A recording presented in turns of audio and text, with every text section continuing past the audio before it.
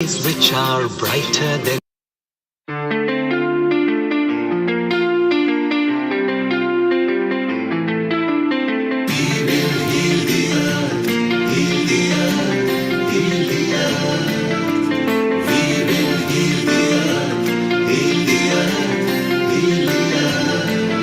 stars. They can tell you stories which are brighter than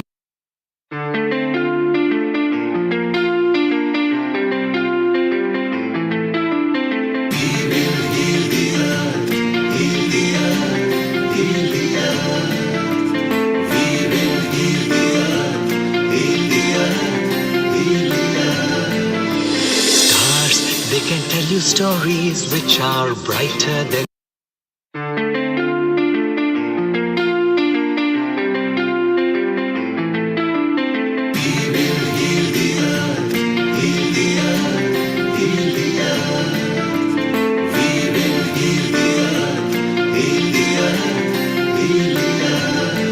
stars. They can tell you stories which are brighter than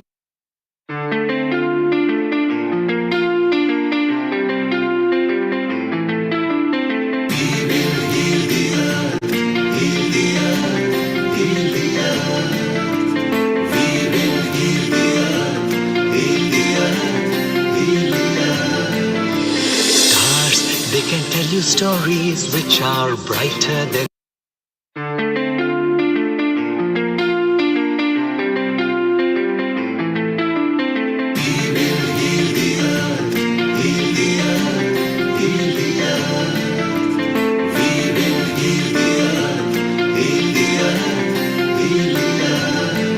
stars. They can tell you stories which are brighter than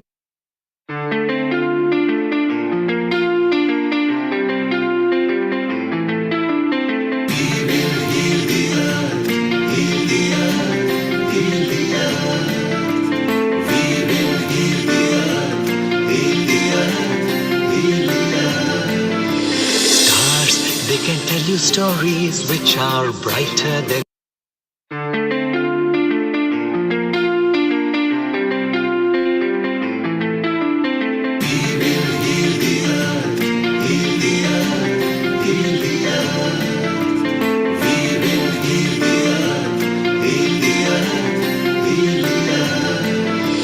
stars. They can tell you stories which are brighter than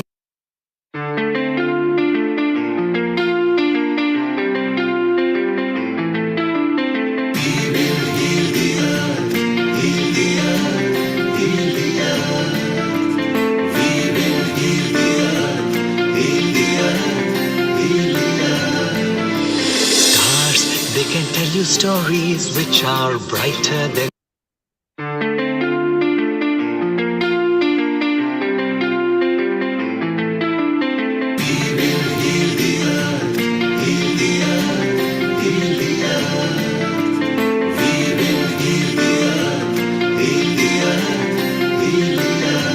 stars. They can tell you stories which are brighter than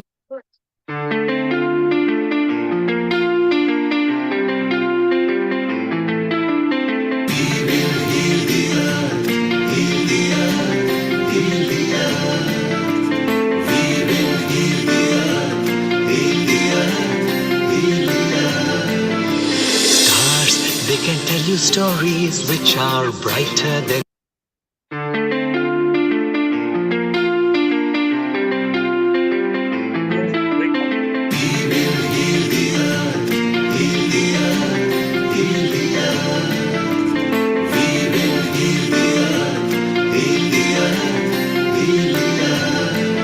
stars. They can tell you stories which are brighter than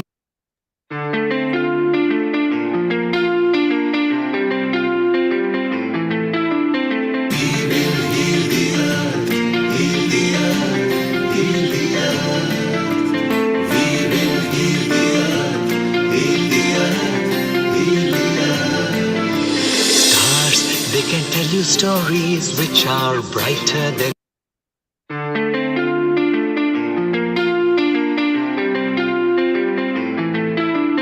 We will heal the earth.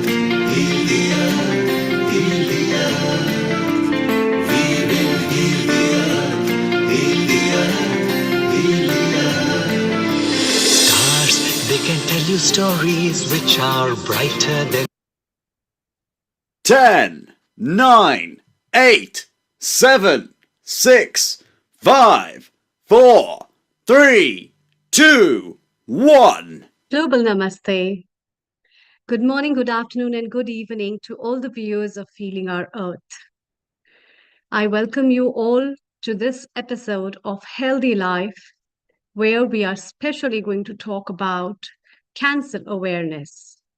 I, Dr. Amrita Sharma, welcome you all for this beautiful episode that we are bringing live at various partner channels. Before we walk and talk about cancer, let's start with some prayer. My affirmation is Gayatri Mantra. You can hold any affirmation of your choice. Let's join our hands together and pray for the global peace. Om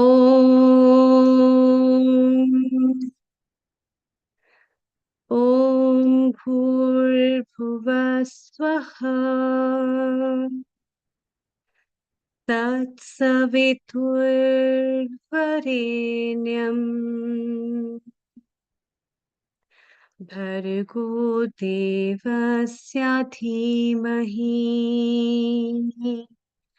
Dhiyo Yona Prachodayat.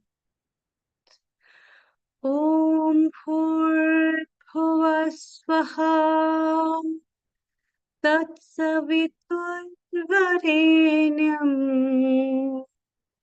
Bhargo Devasya Dhimahi Dhiyo Yona Prachodayat. Om Bhurbhuva Swaha Tatsaviturvarenyam Bhargo Devasya Dhimahi Dhiyo Yona Prachodayat. Om Shanti Shanti Shanti.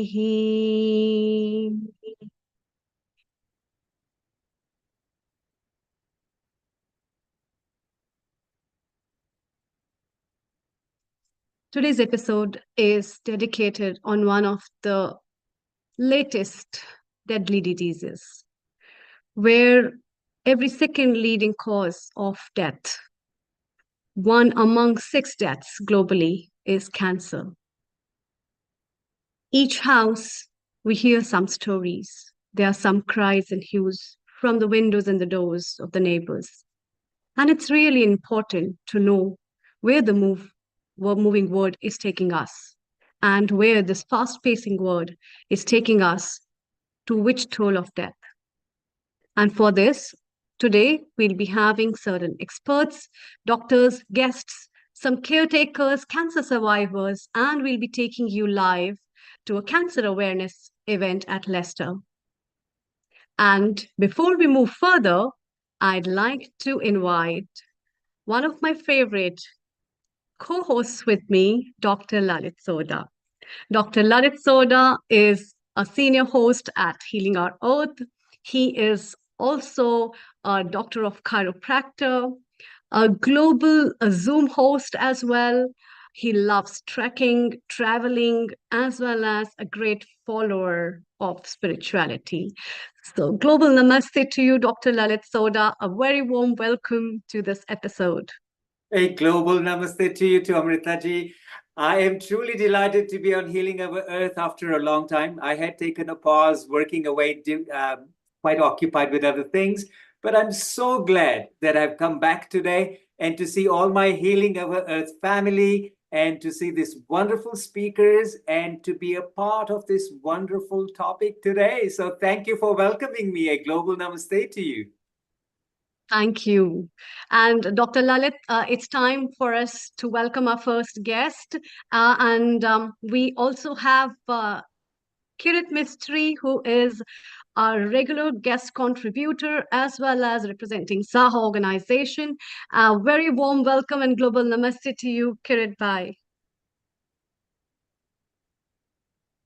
We need to unmute here.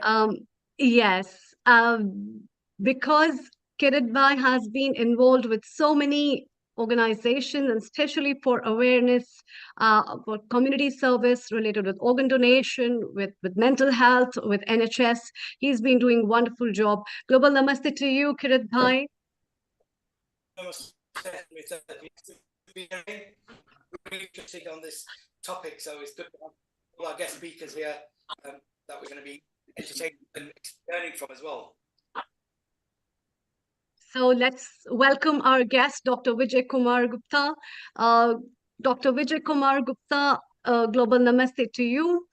Before we talk and take some expert opinions from him, Dr. Gupta basically is a medical director and chief radiation oncologist at Career Institute of Medical Sciences, Bhopal, and he's in India.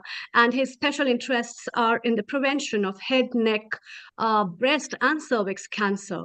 So it's one of the very important fields of cancer, Dr. Lalit. What do you think? And should we welcome Dr. Vijay?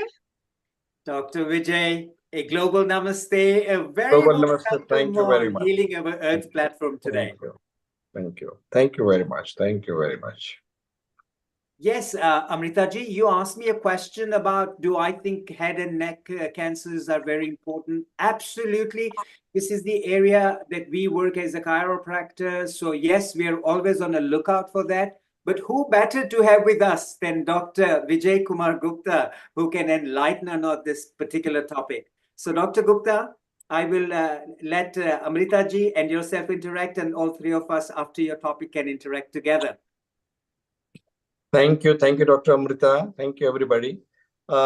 Before starting on the prevention or early detection aspect, I would like to clear the incidence of cancer in India. Which cancer we should pick up for the early detection or prevention? If we see in 2022, the figure of cancer is about India detected about 14,61,427 cancer. And the incidence is about 100.4 new cancer cases per lakh population every year. That is what the incidence is. And another way we can say 1 in 9 person likely to have cancer in their lifetime. In males, if you see, the most important cancer, number one cancer is per the Indian statistics, is lung cancer, mouth cancer, prostate cancer, tongue cancer, and larynx cancer. The total of all these cancers, they form about 35% of all cancers in male. If we look into females, the breast is number one, number two is cervix, and number three, again, it comes to lung cancer, thyroid cancer, and mouth cancer. So in fact, the most important, breast cancer and cervix cancer, both of them together, they form about 40% of all cancers in female. So because of these most common cancers, if we put which cancer we should pick up for the prevention and early detection, if you look into the male, the prevention of cancers, of oral cancers, the mouth cancer, the tongue cancer, the larynx cancer, and lung cancer, they are most of the time, in majority of the cases, they are preventable cancers. And we know that these cancers are caused by tobacco and tobacco-related products, smoking. All these things lead to these kind of cancers. So I think there is an urgent need for the awareness for prevention of these cancers. And these awareness has to be started, according to me, at the school level, not at the adult level. These awareness has to be started at the school level, and they have to be told that what kind of hazards the tobacco and tobacco-related products they carry. If, in fact, I have been practicing this prevention aspect, And in school children, before coming to Bhopal, I was in Rajkot, Gujarat. Kirit Bhai knows very well. So there we used to conduct a program in the school children. What we used to do, every Saturday, we used to bring about 200 students from one school, and they used to come in the auditorium we had in our hospital. We used to show them films, anti-tobacco films, and then we used to call the patient who has developed cancer because of the tobacco and smoking, and those patients who have undergone surgery, operations. When these patients, they interact with the school children, it carries a definite fear among the children that smoking is definitely a very, very hazardous thing, because the patient who has got cancer because of the tobacco products, he doesn't not only tell about the hazards of the tobacco, he describes the whole history and the family who is suffering because of one man cancer. If one person in a family has got a cancer, the whole family suffers. It's kind of suffering. It's an emotional suffering. It's a financial suffering. It's a physical suffering. All kinds of suffering the whole family has to undergo. So describing all these details to a school children, mostly between the age of 10 to 16, we used to conduct this program. We started in 2004. Since then, we were conducting the program. And this program was so successful, more and more school principals used to call us to participate in these programs. So what I personally feel that this kind of awareness program, anti-tobacco awareness program, has to be started among the school children. Secondly, in females, the breast cancer is number one. If I tell you, among all the females, about 28% females have a breast cancer of all cancers in females. Now, breast cancer early detection, we say probably the mammography has to be performed regularly. But in India, right now, the situation is not like that, where you can do the screening by the mammography screening. What I would recommend immediately to create awareness about the self-examination of the breast.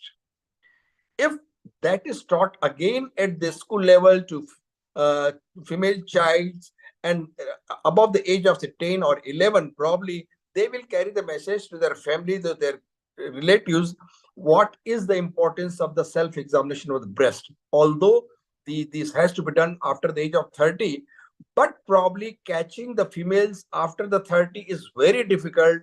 This can be done starting at the school level, or maybe this can be started at the college levels, and it could be included in the health curriculum that way.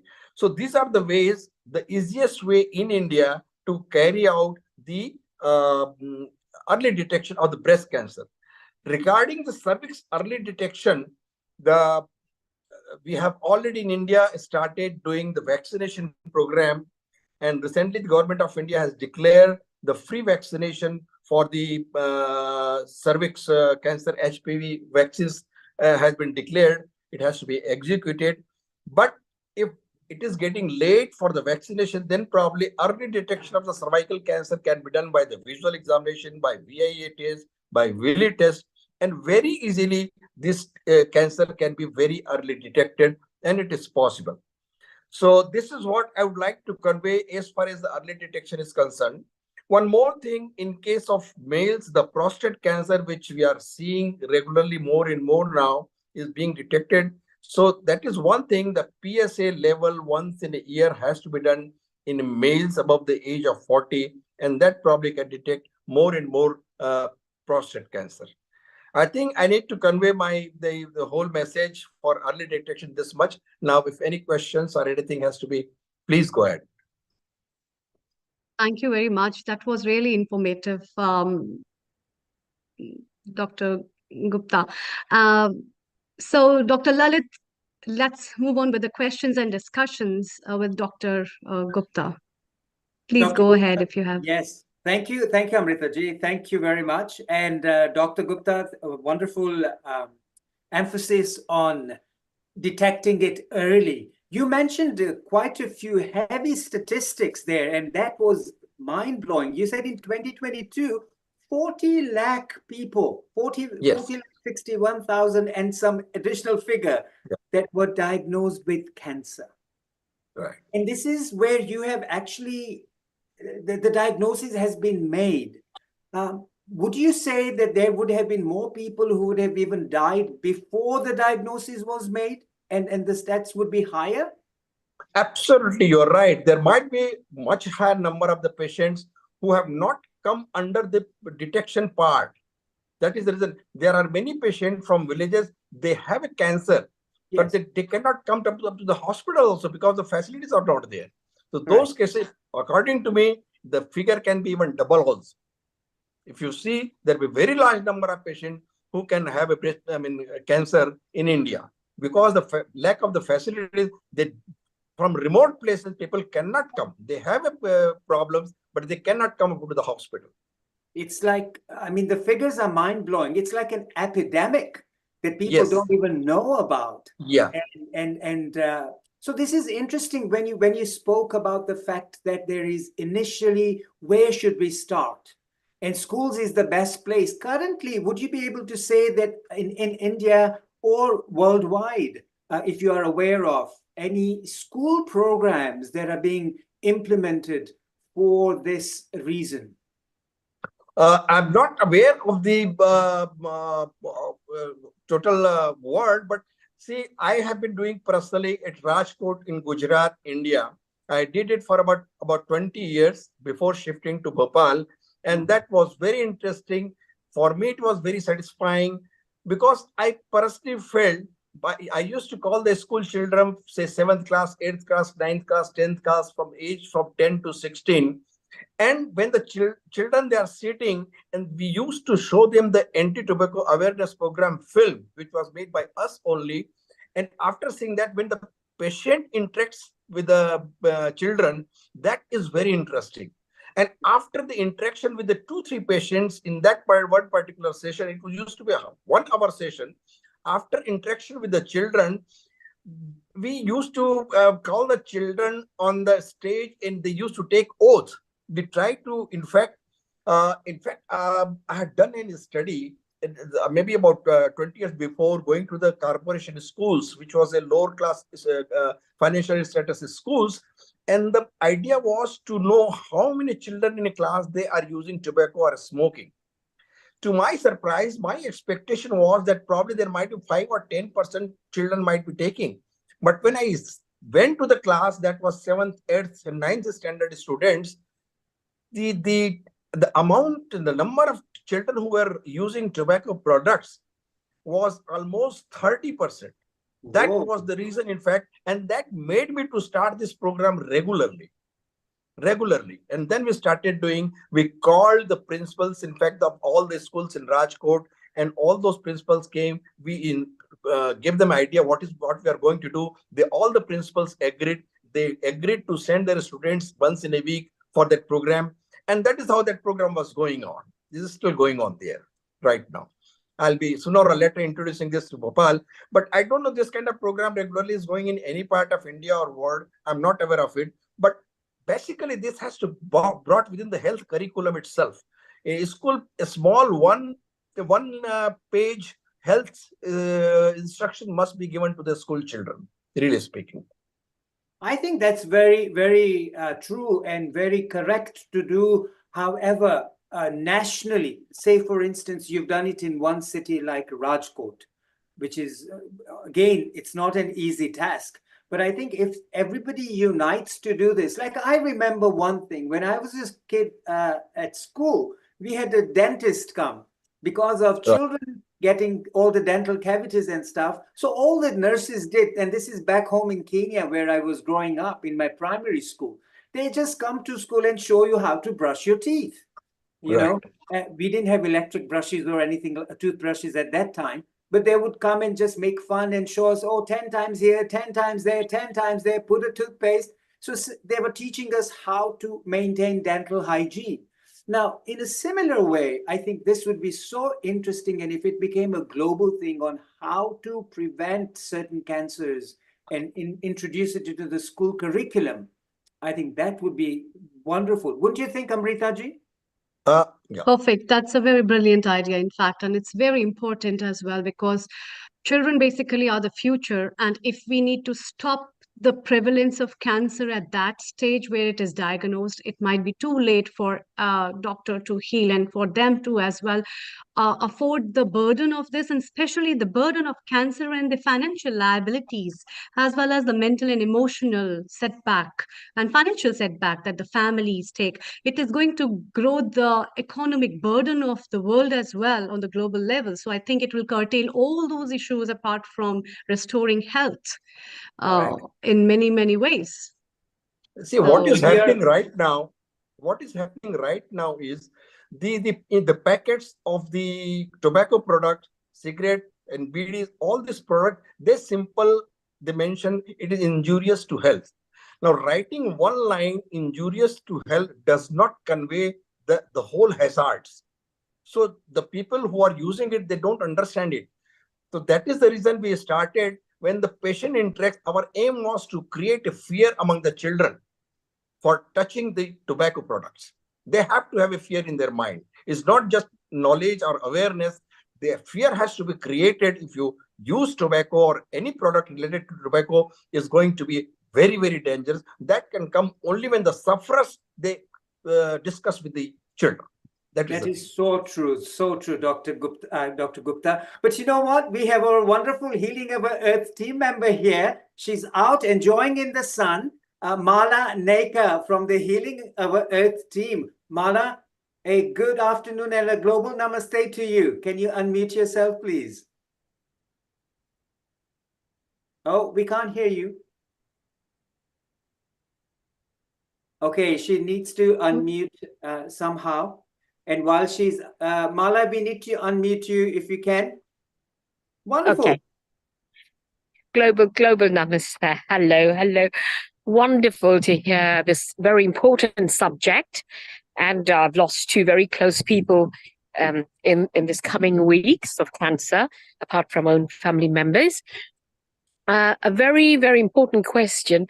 How do we raise awareness for our families or the elders, and especially men, to go and get themselves checked up as quick as possible for cancer?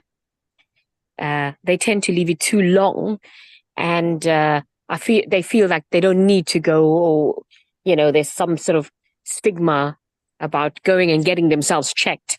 So what can we do to make it easier for them? Or is there a narrative or something? Mala, I think that's a wonderful question. And I think, Amritaji, if you agree to it, we should have Dr. Gupta first answer that question. And we have our wonderful Kirit Mistry. I think he can also help us answer that question really well. So Dr. Gupta, Please. first. Yeah. See, in India, many people, they don't come forward for the checkup because if something comes out, then what? That question, they are worried. They don't want to go. For example, will have a lump in the breast for 2 months, 3 months, 4 months, 6 months, 1 year. They will not come out for the check. The only thing they might be doing, this can turn out to be cancer, but see, they don't want to accept the fact. Yeah. Unless that is the basic thing, they don't want to accept the fact that is a thing. Now, for early detection in above the age of 30, for example, the only way is creating awareness in this group, wherever things are going on, by social media or by movies or whatever the messages comes. That is the only way of conveying this kind of awareness programs in adults. Wonderful. Thank you very much, Dr. Gupta. And that's a very good point about social media. And we have our Kirit Mistry from Leicester. If he can throw some light on this particular point, if you may.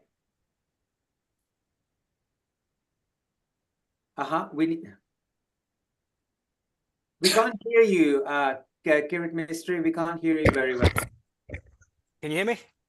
Now we can hear you, yes. Okay, so thank you, Dr. Gupta, for an excellent presentation. Good to see you after 25 years. And it's ironic, 25 years later in Leicester, we are now seeing a real rapid growth of cancer, mouth cancer, and particularly related to gutka and tobacco chewing products. So we're now embarking on another, education around that. But the challenge we're having, in going back to Malaji's question, is the challenge we have is in the UK is dentists is getting early detected through the dentist, where our mouth cancer is become challenging. So what we've started to do is we're going out to communities and obviously take people, the screening teams out there. So today we have an awareness event just with the screening of breast cancer, bowel cancer. The teams from the hospital are there to engage with the communities. And the other thing we need to be doing is looking at, for men, if they're working late hours. So we've got to actually go to their places of work and trying to do screening at those places of work. So we have, huge influx of people coming from India and other parts of the world, but the Indian subcontinent, they're working in factories, working in cash and carries. So we have to start taking education. We have to go there and try and do the detection there. Otherwise, we will see them presenting late, like you've mentioned, and then by then it's a lot later. So, but the key messengers that we're recruiting is people with that lived experience, people who've got, different forms of cancer. We're calling them our connectors, our community connectors, because they share their story. And then, today the event we're doing, we targeted beauty salons, because we said, let's get to the beauty salons, get to the clients of the beauty salons, to then hopefully they'll take the message back home to their men, to their brothers, to their husbands, to do something, to go out there and if they've not had their screening done because of their certain age, they should do it. And then we're going to do the same program with men in barbershops, because we've got to be different. We have to be proactive and go out to those two men to engage with them, because we know men are very pig-headed. They don't want to, either they don't want to talk about their health, or they feel that they're the breadwinners of the family, so they can't go and see the doctor in case they, like you said, Dr. Gupta, something might be detected, and then that would then cause a further anxiety within them. So I think we got to be proactive and take out these programs, and you see that's the way the change is, and hopefully that's where we get early detection. Thank you very much. My question to Dr. Gupta was really is, now the excellent work you did in Rajkot 25 years ago, when I came, we brought back all of these products, all the Kutka products, we got them analyzed by our environment, health and trading standards, and we managed to get the products same, so children couldn't access it. We made ensure that the barn shops, the outlets would put an age restriction on it to the same as people buying cigarettes, and that proved quite well. And now, thankfully, all of these products now, people can't get them. They're all export, the different quality. So it's coming via other means, but, the shops are not selling them as they did previously. So but in terms of, when we had the conversation, you said Rajkot has become obviously a pandemic of mouth cancer, particularly around gutka and tobacco chewing. How is that replicating in other parts of India? Is it the same sort of... This is replicating definitely in Rajkot. And let me tell you, the first shop which opens in Rajkot is a pawn shop. It opens right at 5 o'clock in the morning till late night, 11 or 12 midnight. So that is the shop which is open for the longest period of time. I think it is a situation almost all over the India. This is a situation, in spite of all the rules and regulations and government prohibition, the things are not coming under control. There are laws that within the 100 meters of the school, there should not be any kind of this kind of business should be done. But this is not really acting upon that. What I personally feel, you cannot compel a person not to use that. You have to create it from inside of the children. You have to create an awareness. No, this is a bad thing. Unless that comes, is not going to go. If there is any product, if there is no user, automatically that products will go away, right? So we have to create awareness not to use the product, and probably creating fear among the school children, telling them all kinds of hazards, all kinds of bad effects of tobacco related product to the children in much detail, so that they are really afraid of it. I think that is so true. And installing fear, I know it's a negative thing, but in this case, that's what is going to work, is installing fear in them that this is detrimental, life-threatening, and really, yeah, that's so true. Amritaji, if we are okay with time, can I ask you, Dr. Gupta, a question? Yes, please. We have Please, time, please, right? definitely. Please go Okay. ahead. Yes. Dr. Gupta, you Before we move. mentioned that people do not show up. Like if they see a lump or a cyst somewhere, they think they're scared that something might show up. And we're talking about India over here. Would you say there's also a fear of cost element? Because if something is detected, then they have to go through the test procedures, pay for the treatment out of their own pocket. And considering the financial situation of individual families, sometimes they think, oh my God, I'd rather die than pay thousands and thousands and thousands of rupees for my treatment. Oh no, this thing was there earlier, but now the government of India started Ayushman project, under which each and every one family is entitled for the health expenditure up to 5 lakhs rupees. So probably finance is not the problem. Main problem is the illiteracy and the stigma within the family. We have seen that a lady in a family has a lump in the breast. She doesn't tell to her mother. She doesn't tell to her mother-in-law. She doesn't tell to her husband. If they know, then probably she has a fear, unless it is causing a pain to them. Painless lump doesn't carry any meaning for them. While actually, the lump is painless, at that time it has to be detected and treated. But they don't worry when the pain starts, when it is already spread out, then they come for the diagnosis. That is the really thing. It can go out only by creating education and creating awareness. There's no other way.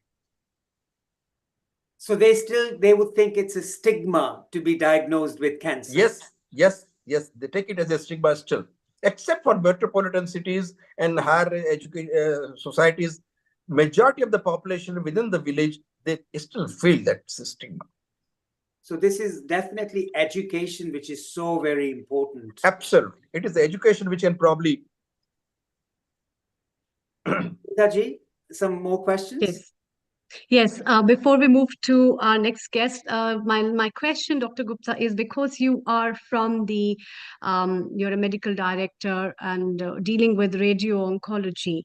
So basically, do you have any, can you tell just 2-3 tips for the people who are receiving radiology, the radiotherapy, because when they take radiotherapy, it's very difficult to drink, to maintain their health, and it's very painful. So what are the tips for our viewers and the people who are suffering from this and are taking radiotherapies? Over to you. Thank you. Okay. Dr. Amrita, first of all, I would like to mention now, because of the technology which has come in the field of radiation oncology treatment, the side effects have gone down very much. There were days when we used to use cobalt or deep X-ray, a lot of reactions on the skin, on the mucosa, on the oral cavity, wherever you give radiation, a lot of reaction used to be there. Now what we are using are targeted treatments. Now the kind of radiation we are giving to the actual tumor part more. The normal tissues receive much less radiation. The total amount of radiation is much less, but it is very important, particularly when anybody has got a cancer of the mouth and throat. They suffer the nutritional problems very much. And the only, I think, in Indian situation, what we suggest them to have a nasal gastric tube, what we call as a Ryle's tube, during the treatment, so that the liquid nutrition can be maintained their health. But still, that is not accepted by many of the patients, majority of the patients. They feel that is also a stigma, putting the tube through the nose, probably what will people think of me? This kind of things are still there, but we try to counsel, we try to convince. So this is one way. There are drugs which we use, and the reactions are much less now, much less. Thank you. Thank you. We have our founder and director, Neil Kumar. Neil, your question, if you have. Thank you. That is really wonderful, Dr. Vijay, to discuss about these aspects, and especially when you have discussed about the relationship of educating children and the cancer prevalence and how that can be decreased over time is very important, and its connection with the mentality of people and acceptance of people globally. I think these kind of things, they not only exist in India but as a global uptake of Global. taking and understanding how socially and morally we can together fight with a particular situation, make a patient or our family member and our near and dear one get out of those things which he or she is suffering from. So, Dr. Neil Kumar, Amrita. Thank you, Dr. yes. Amrita. You're doing a sterling job, as are you, Dr. Lalit Soda. Welcome, Dr. Vijay Kumar Gupta from India. Thank you. On the social media, there are some questions, and I will just summarize into two simple form. People want to know the symptoms of different. If it's pan and tobacco, which is mainly akin to the subcontinent of India and Indians outside, as opposed to the dental oral cancer, what are the symptoms one needs to watch out for pan, tobacco, and or dental? Over to you, Dr. Vijay Kumar. Okay, very nice question, Mr. Neil. Now, those who are using pan and tobacco, the symptoms which can come from them is the first is probably they can see the redness, the glossy mucosa of the oral cavity is gone.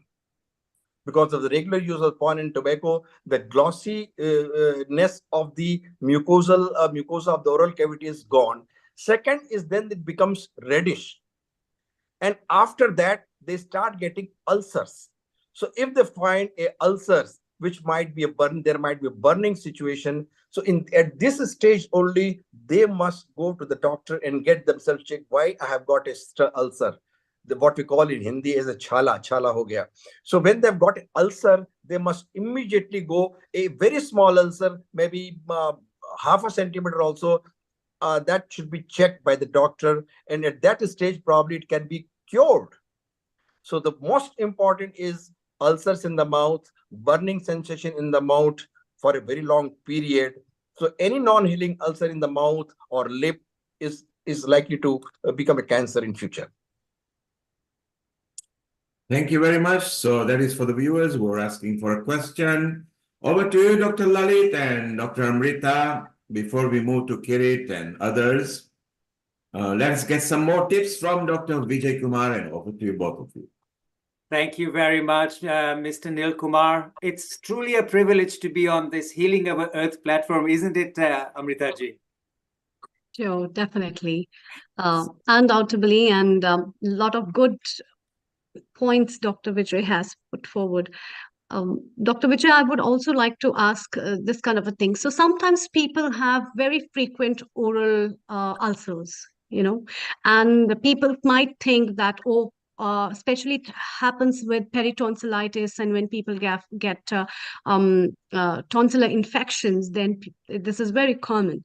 So what are the different signs and symptoms compared to that? Because you mentioned ulcer is a very common symptom of oral cancer, and ulcers might be some people tend to have a tendency of having mouth ulcers because of certain things.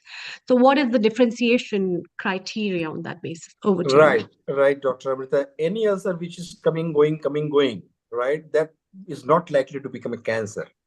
Any non-healing ulcer for a longer period, maybe 3 weeks, 1 month in continuation, probably one should get checked. That is one very important thing. Then the ulcers have a different kind of picture. The edges of the ulcer are usually everted type of edges, while other ulcers are not, they don't have that kind of edges. So probably once the doctor checks, probably can make out, and then he can take a biopsy and confirm it whether it is cancer or not. But many a time there, because of vitamin deficiency, there are ulcers in the mouth. So many reasons, indigestion, there are ulcers in the mouth. So probably any ulcer which is coming and going doesn't carry much meaning. That can be of different reasons.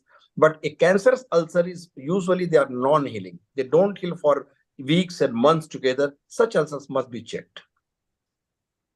And sometimes when people take pan and gutka especially, they put it in one corner of their mouth. And then you see that, is that a common site of developing cancer, or cancer can develop anywhere despite? whatever It can they're develop using. anywhere, but we find mostly when we see a patient, do you keep the tobacco on this particular spot? And many times they say, yes, I keep it there. So there is chronic irritation. The cause of cancer is because of the chronic irritation, and there are irritants. So yes, you're right. It can be And there. what is the common time of prevalence? Like, so suppose a person or a child is starting to having taking gutka and pan by 16 years of age. What is the common age you have found that after 6 years or 5 years of intake or 2 years of intake, the cancer has developed in an individual, according to your I experience? tell you Thank you. my experience. In fact, I'm in the field of oncology since last 50 years, almost.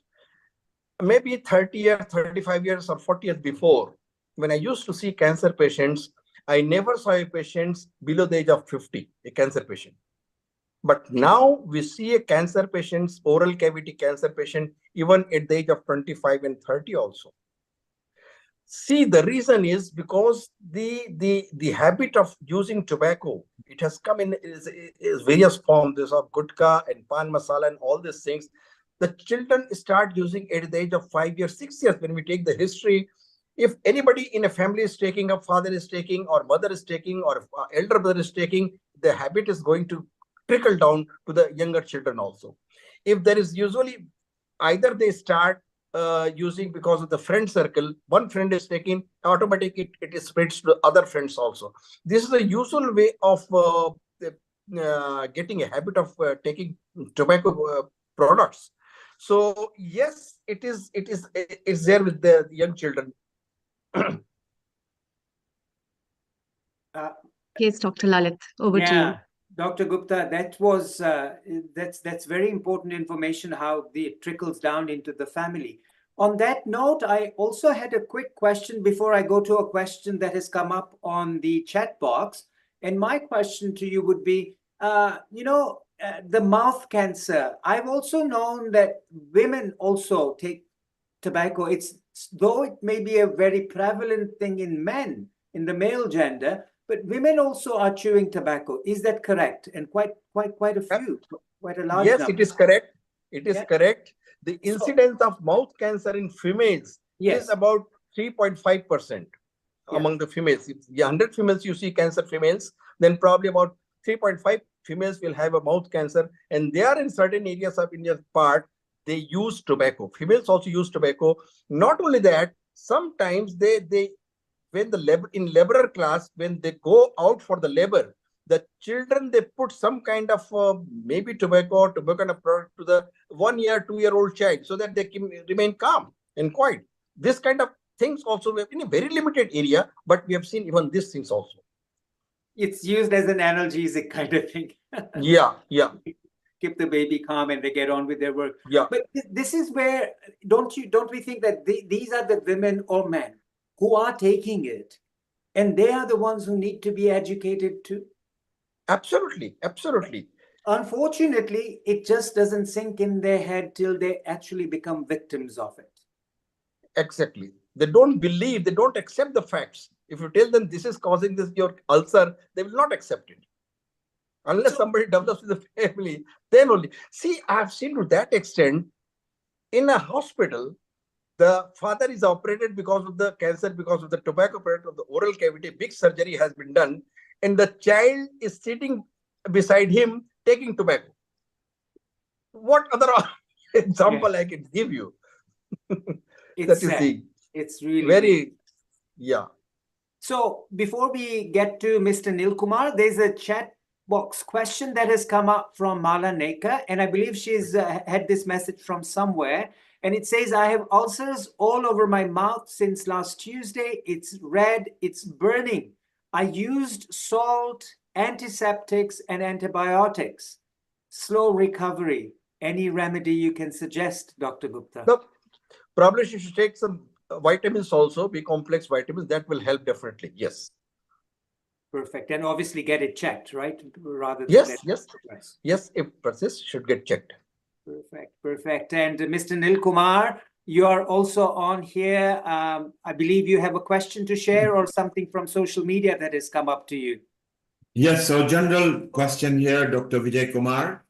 If you can give tips of 5 food that are generally anti-cancer, or 5 habits that are good for anti-cancer?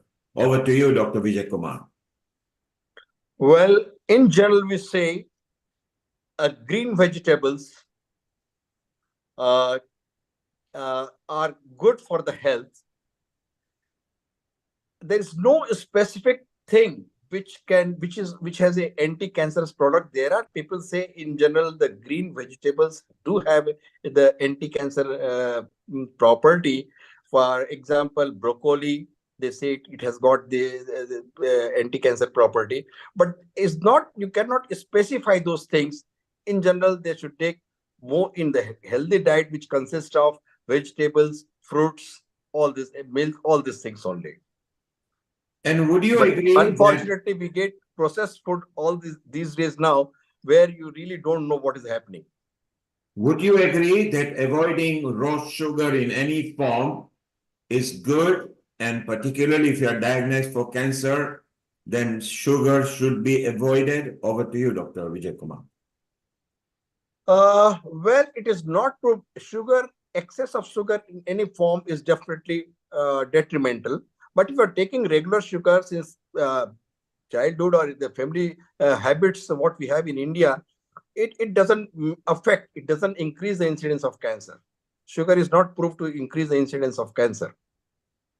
Thank you, Dr. Vijay Kumar. Kirit Mistry, while you are here, before we carry on, are we going live to the exhibition of cancer or any experts over there before we carry on talking? Over to you, Kirit Mistry. No, we've got our next two speakers here in with me in the office. We're going to go to the live cancer awareness a bit later. Okay. So I just need to share my screen for their presentation. So, Dr. Amrita, Dr. Lalit, shall we get some inputs from Kirit and Dr. Vijay Kumar? Hang around if there are any other questions. Let's explore this, because at Healing Our Earth, we bring free education, free knowledge for the peace, harmony, and unity on the earth. Over to you, Kirit, Lalit, Amrita, and Vijay Kumar. Please hang around. Let's see what we learn from Kirit. Over to you. Thank you. Thank you, Neil Kumar. Thank you, Dr. Vijay. It has been really insightful and very interesting, and we would like to invite you time and again, because these are the practical things we all need. And I think you're doing a wonderful job. Healing Our Earth would like to contribute in this, and our whole family globally would definitely are joining hands with your endeavor and your spirits to make this world cancer-free, especially for children, and what we legacy we can give. Dr. Amrita, before we carry on with Kirit while he's setting up the presentation, we have got Dr. Avtar here, who is a regular contributor to Healing Our Earth. His specialty is Ayurveda, but he also dabbles into Ayurveda form of cancer as well. Let's say hello to him, and he will be appearing a bit later, but we just say hello to him. Dr. Avtar, Global Namaste, unmute yourself, say hello to the panel, and we'll come back to you later. Hello everybody. Thanks very much. And I'm listening to Dr. Gupta. He giving very nice information, and really I appreciate. I'm also working for the cancer as a Ayurveda practitioner and done a lot of job. And what he's saying, he 100% he's right. And this one, we have to do some. What my experience, I also share later on. How can we protect our people from the cancer? How can we save before they go to the cancer second stage or third stage or last stage? Definitely, I try to today to tell what is my experience. Thank you, thank Dr. you very much, Avtar. Amrita, everybody, Kirti. Thank you very much. Thank you, Dr. Avtar. Stay down. We'll be with you. We've also got our senior team member here, Dr. Rajan Patankar, Vaidya Rajan Patankar. Say hello to Dr. Vijay Kumar, Lalit, Amrita, Kirit, and we move on to Kirit. Over to you. Hello, everyone. Global Namaste to everyone. Sorry, can't join some prior days. But today also, I had to go for urgent work. But still, I messaged Varsha ji to, I will be there for some time. And then I will leave the webinar. So sorry for that. Thank you. And Thank you, Global Dr. Namaste. Thank you, Dr. Patanga. Stay down. We'll be with you later. Kirit, over to you. Let's bring some more knowledge. Yeah, Neil, I need access to the share my screen. So you are a co-host. No, I'm not. I'm not a co-host. Yeah, now I am. How can you not be co-host? That's not allowed. You know, you are a co-host. Now I am. Now I am. Yes, thank you. Thank you. I'm glad I'm not the only one who's not so great with IT, because it takes time for me to do these things too. Sorry, Kirit. Can you see the screen? The Yes. slides? Yes. Okay, great. Yes. I'm gonna introduce to the colleague now, who's. Yes. Let's move over to Dr. Giannia Luana Postavaru from University of Leicester. She is head and neck from Board of Directors with the Head and Neck Cancer as well as Oral Cancer Trust. One of the steering committee members. A global namaste to you if you can hear us, Dr. Giannia. Good afternoon. I just need to make sure that you can hear me properly. Yes. Global namaste and a very warm welcome to Healing Our Earth family.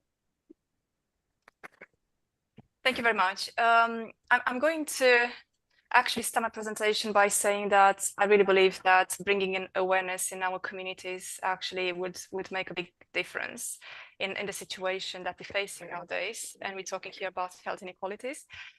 So in my presentation today, I'm very much going to focus on how important it is to work with communities of patients and communities of lay people actually in trying to understand their perception and their understanding of cancer and risk factors. And a bit later in my presentation, I will give an example of the work that we're doing here at the University of Leicester in collaboration with the NHS Trust and community organizations. So at the same time, I think I would like to highlight the fact that 1 in 2 of us is going to be affected by cancer, in our lives. And this will be regardless if we are the patient diagnosed with cancer or if we are the family member. And I think that today is really a great opportunity, I would say, to honor the memory of my sister, whom I lost a couple of months ago from cervical cancer. She was a healthcare professional herself. And I think that she will tell anyone actually being part in this chat today in the panel, but also beyond the panel, because I'm aware that this material actually will go offline at some point. So anyone who is attending this probably has been a cancer patient at some point, maybe a family member or someone in the community, a neighbor or friend who's had someone diagnosed with cancer. And I think that the key message I would like to give everyone listening to this presentation, and this is a message probably that my sister will give to everyone, if you can say it's a small piece of information at home and use that in your families when you say that something is wrong, or even talking to your neighbors, your friends, I think that will make a difference. So what I'm going to do today, actually, because we've touched very briefly on various risk factors for head and neck cancer, cervical cancer, breast cancer.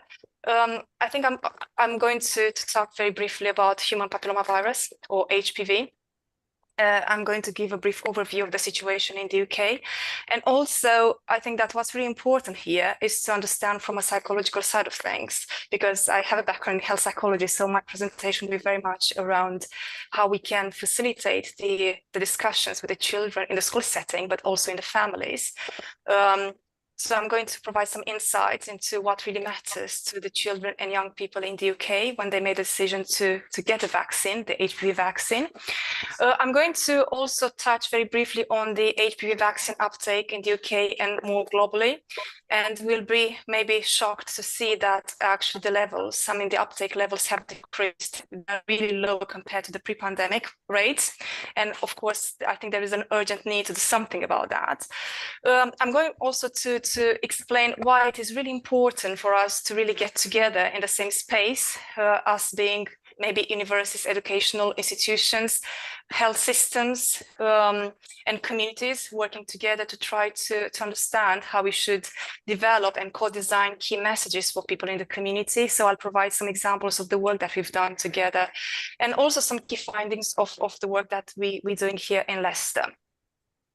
So maybe before actually touching on this topic of HPV, which sounds to be like a really hot topic and it's really, really worrying globally, I think it's really, really important to understand what makes a difference or what actually helps children to make their decision in terms of the vaccines that they're being offered. So if we look at the stats, and this is data that has been collected in the UK recently, so we're talking about last year, we see that actually children would prefer to get the first-hand information from their parents.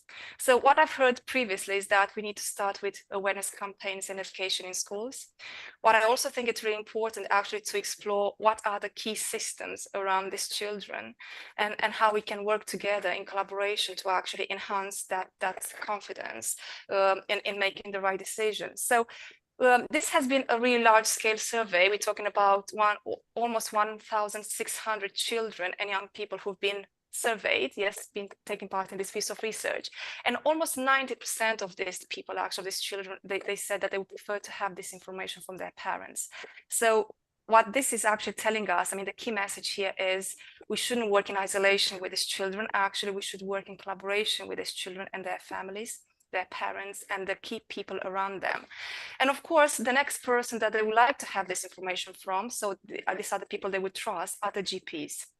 So again, if you look at these figures on the slide, actually it gives us an indication who are the people that we should be working closely with. So it's the parents, the general practitioners, the school nurses, the teachers, and other family members. So it's like a network that we need to build up around these children, around these young adults, when we decide how maybe to improve, how to enhance their awareness and to design, to tailor our interventions. But then if you look at this table, actually, it gives us some figures around who are the people, yes, that they should decide whether they should take the vaccine or not. And after, if you look at the Asian and the Black communities, for example, in the UK, these children would prefer that the decision is made together with their parents. Then the percentage really drops in terms of whether they should be given autonomy or independence in making that decision. So just 18% in both Asian and Black communities would prefer to make that decision by themselves. And what is really interesting is here that some of these children actually would give that responsibility to their parents. So we're talking about the same percentage, 80% of these children actually would prefer the parents to make the decision for them. And then just 5%, and then 7% in the Black communities would prefer the doctors to decide whether they should receive the vaccine or not.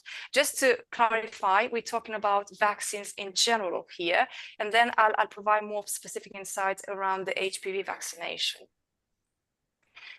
What is really also important here to consider is actually the concerns or the key messages that we need to give to these families and children when they make the decision actually around immunization, around uptaking the vaccine.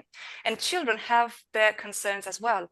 So if we look at whether the vaccine is safe or not, that really receives a really high percentage. We're talking about almost 70% of these children in the Asian and Black communities who really need to receive that reassurance that the side effects are not going to be really detrimental to their health, that the vaccine is really safe. We know that in some communities, actually, there are really concerns around fertility, yes, when we're talking about arranged marriages, but not just that. So these are some really key messages that we really need to explore and tailor and to communicate really clearly with these children. And what really plays an important role here when the vaccine is being offered is this element of trust, yeah? Do we build that trust relationship with these children, with their families when we offer the vaccine? Yes, are we really designing messages that are really easy to understand, and are we really honest in that relationship that we're trying to build? And then another concern is whether they'll need to go to have the vaccine. So we know that in some communities, maybe the access to vaccine is not as easy as in other communities. So that's another element that we need to consider. And of course, there are some cost concerns here, but we know that in the UK, for example, vaccine is free up to the age of 25, so it's provided for free in school settings. And let's say that if these young people have missed the age deadline, they can go to the GP or the community clinics to receive the vaccine. So last year, when this survey has been conducted, what's been really interesting to learn is that only 55% of children and young adults between 12 and 16-year-olds have heard of the HPV vaccine. So we're basically talking about almost half of the percentage of the people, the young people and children in the UK who've never heard of the vaccine. Now, I think that the key question here is whether the messages have been really, really clear when the vaccine has been introduced to them. Yes, whether we need to work a bit more around how we tailor these messages and the information that we provide to them. And only 45% of these children and young adults actually remember having been offered the vaccine. Now, I would really like to go back to my initial idea around HPV and why this is interesting. And I think it's really important to everyone's health. I'm aware of the fact that I'm sat in a panel of experts here, but I'm also aware that actually this presentation should benefit everyone that is going to access this it's beyond this discussion. So we know that there are approximately 200 different types of HPV. So we're talking about a really complex type of virus, yes? And we know that types 16 and 18 have been estimated to cause almost 5% of all cancers worldwide. So this is really, really worrying. And if you look at the recent statistics, we're talking about 630,000 new cancer cases per year. So that's really, really massive. And approximately, I would say up to 30% of HPV cancer cases actually occur in men. And this is where we probably need to bring in more awareness, because our previous work has actually indicated that men in the ethnic communities are not really aware of the fact that they can also get HPV. So we need to work around that awareness, prevention, early detection, and so on. I would like to, because I think this is great. So we also know that about 80% of the world population will have a high-risk HPV vaccination at some point in their lives without symptoms or any other issues. So I know that in the previous chat, actually, there have been conversations around how we should engage early screening if these people in the community actually suspect that there's something wrong in their bodies. But I think that we also need to make people aware of the fact that some cancers are really asymptomatic. Yes, people don't experience any signs, any symptoms before actually it gets more serious. HPV is very much responsible for cancer in genital areas and also around head and neck cancers. And this is where my colleague Dejo is going to talk to you in more detail about the medical implications around the head and neck cancer areas. We also know that the majority of cancer can be prevented by HPV vaccination. And this is really important, I mean, for these children and young people to receive the vaccine in early adolescence. There is some recent evidence actually indicating that if the vaccine has been administered beyond the age of 25, actually it is not as effective as expected. So again, this is one of the key messages that we probably need to use in our awareness campaign to make people aware of how important it is actually to get this early vaccination. In the UK, because my presentation is going to focus very much on the UK context, the HPV vaccine has been introduced in 2008 for girls aged 20-30 years, and then has been extended to boys in 2019. And there's also a free catch-up program for those up to the age of 25 years, yes? And a recent large-scale project that has been conducted in 2021, I think my internet is disconnected. Can you still hear me? The screen shows that the internet is not stable. Yes, we can still hear you. Please go on. I had a box on the screen. Thank you very much. So we know that the program, the immunization program, has started in 2008 for the girls, and then in 2019 has been extended to boys. And in 2021, we've had a large-scale study of women in England who received the HPV vaccine. Actually, the findings are quite encouraging, I would say, for cervical cancer. It indicated that actually it provided elimination of HPV about 80% coverage in girls and boys. So if that coverage is reached. So basically, if you look at the data and the reduction in cervical cancer in those girls that received the vaccine, we're talking about a percentage of 80-90%. So that's really, really significant. And NHS actually is pledging at the moment to eliminate cervical cancer by 2040. But again, HPV is not related just to cervical cancer. We're talking about all cancers as well. So it's really important to bring in those messages in our communities. Because I said earlier that actually children and young people are really concerned about the side effects of the vaccine, any vaccine that they would receive. Of course, there are some side effects of HPV vaccine that we need to make people aware of, but these are really mild and do not last for long. So this can mean swelling, pain, where the action was skin, a headache, aching body, sick or tiredness. And also, we also know that for some ethnic minority groups, actually, this key question around does the vaccine contain porcine ingredients, it is really important, but there's some reassurance that actually the vaccine does not contain those ingredients and it's halal.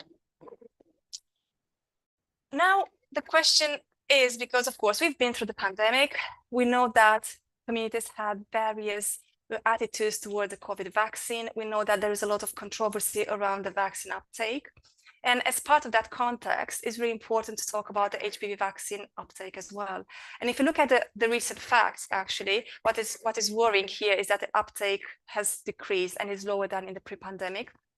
So one of the recent studies actually in 2020 in the UK suggested that parents of girls are more likely to say that they would give the vaccine than the parents of boys. So maybe we need to work a bit more with families that have boys, school-age boys.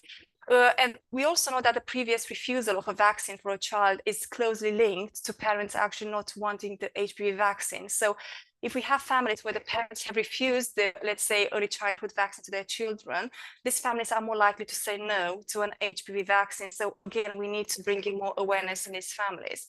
But also there is a lot of disparities across communities. And what we know so far is the likelihood to receive them is less in children from populations, in some ethnic groups, in some children and young people with learning disabilities, in lone parent families, or in large families. So we're talking about socioeconomic status here, and of course in those children who are not attending the mainstream schools. So we discussed earlier that it's really important to start awareness and prevention in school settings, but we also, I think, we have to really enlarge our thinking around potential interventions with communities, because we also have children who don't attend the mainstream school. So we have to think how we could potentially work with those families and those children.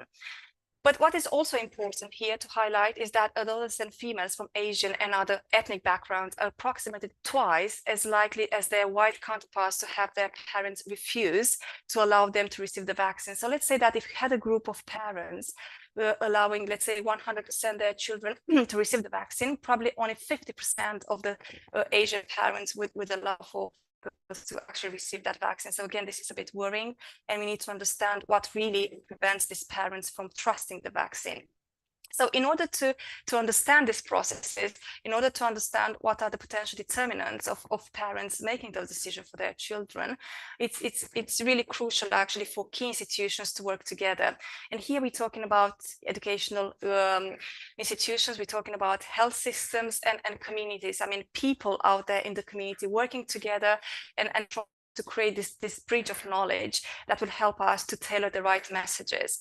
So what we're trying to achieve in our work here at Leicester University is actually to work together with communities as equal partners. So we're very careful how we manage that power relationship in our collaborations, and really to ensure that people of the community and patients are really taken into the experiences, perspectives, and lived experiences are taken into account. Yes, they really drive, shape, and influence our collaborations in our research agenda and service provision. What want to do in the next couple of minutes, actually, I would like to give an example of the work that we're doing.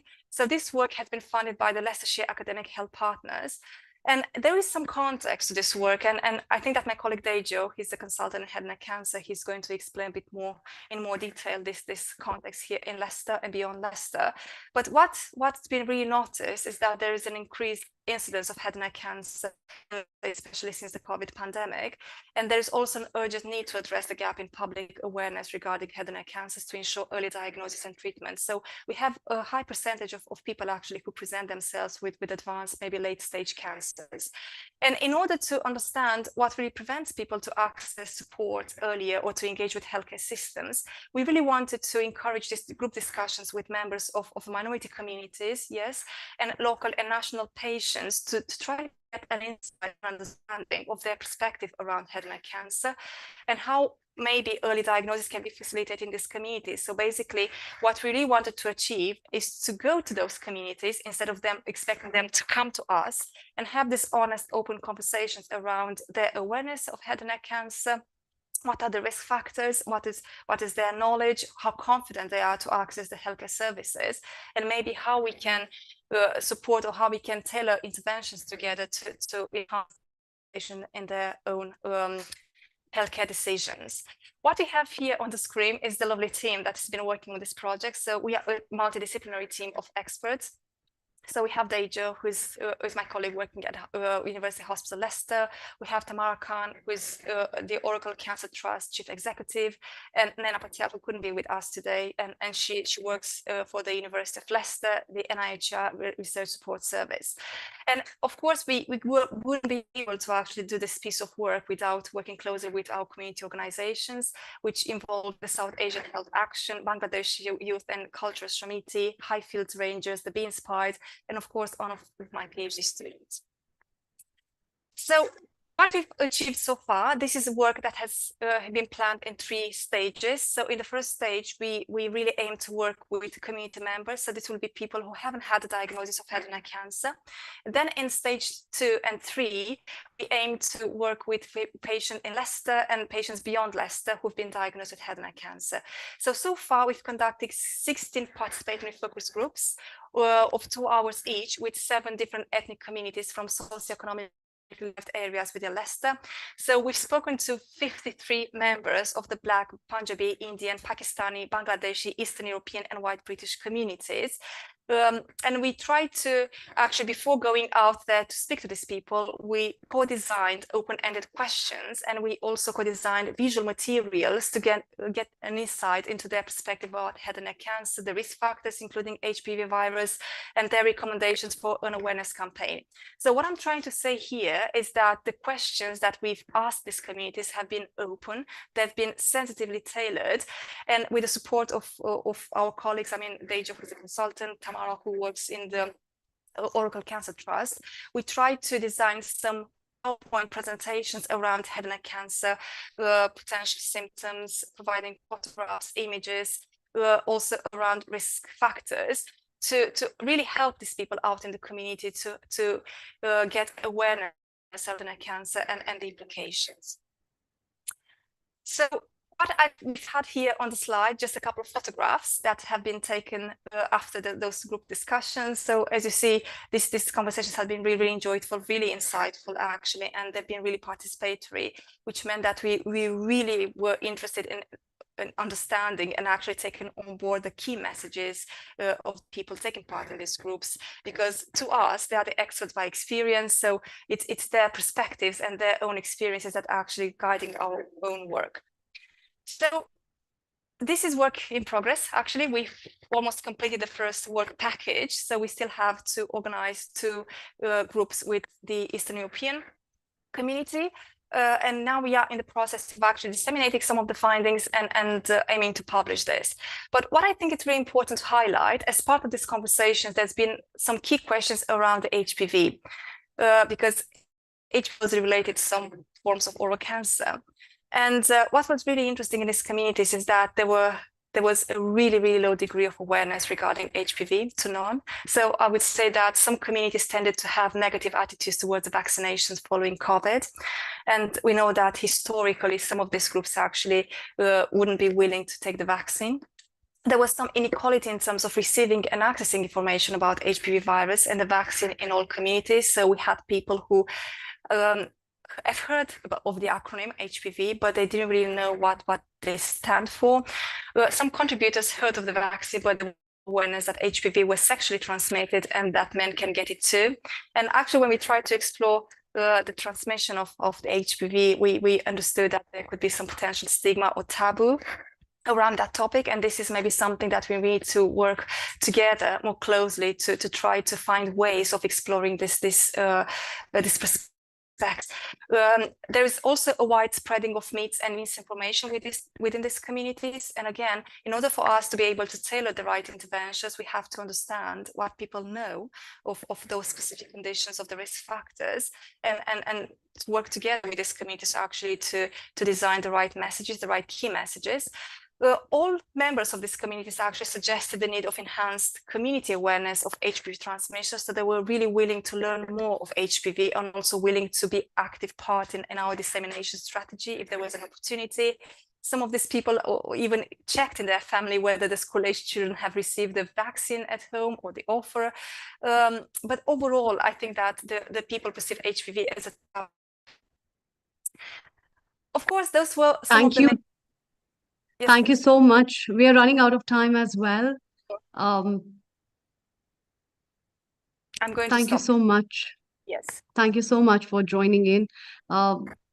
It was a really good presentation. Dr. Lalit, that was really a good presentation to show light on the HPV prevalence as well as the awareness that people have related with vaccines. What do you say? And then we quickly move to our next guest and welcome him because we are running out of time. Over to you, Dr. Lalit. Sure. One quick comment, Dr. Pastavaro. It was outstanding presentation. Absolutely agree with you about the HPV vaccine, but I think a lot of awareness is needed. And as you said, starts from school. But why is the big question? Why, the last question, why are they so concerned about the HPV virus? What is the worst side effect? I don't think it's about the side effects here. It's about really understanding the psychological and emotional side of the vaccine. So it's not just the information that they need around the ingredients or maybe the side effects, because there is reassurance that we know that it doesn't affect the fertility, for example. So that's one of the key questions that we've had from mothers of young, women in their families. They were really concerned, okay, is this going to affect their fertility because our girls, they want to have children? But I think it's also about the perception of the vaccine. We have to take into account the context because we're talking about various ethnic minority groups here, and I can tell you that there are similarities but also differences across these groups, and maybe this is something that we can discuss in a future presentation because we've got some insights there. So your question is really good, it's really excellent, but the answer I think is more complex than saying, okay, this is why.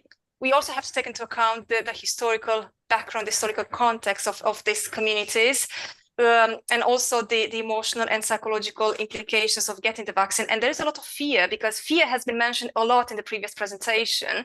I can tell you that there is a lot of fear around vaccination, around medication in general. And I think that this actually exacerbated during COVID. And also social media plays a really massive role here in how messages have been tailored and how actually this fear has been aggravated, I would say. But I'm really keen to, I really look forward to having these proper conversations in future meeting. Thank you so much for that wonderful answer. Once again, Dr. Pastavaro, that was an outstanding topic. We are running out of time. And you know what? When we have this golden information coming in, time is always in the middle. So we will have to move on. And Dr. Amrita is going to be introducing our next guest. But thank you so much for coming on Healing Our Earth, and a global namaste to you. Thank you very much. Thank you again. Good luck. Thank you. So, Dr. Lalit, it's time to welcome our next guest.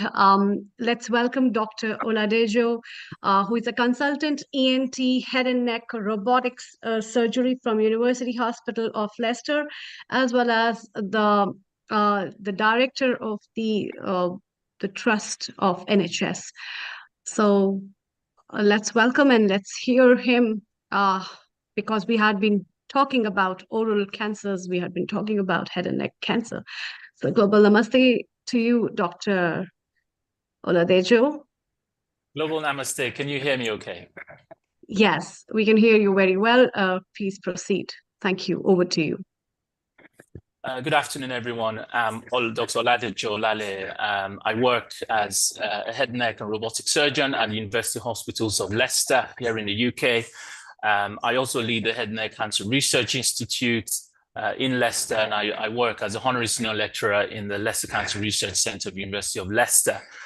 It is a real pleasure to be invited to talk about the diagnosis and treatment of head and neck cancers. And it's been really wonderful to listen to the work that Dr. Gupta has been doing in India, and all the sort of insights from Dr. Lalit Sodar and Amrita.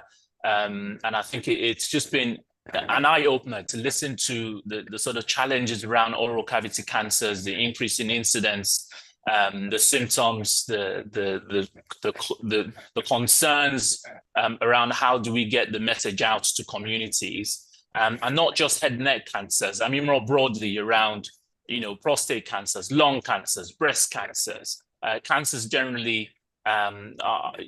It's really important that we can identify cancers early, and so people can seek for help.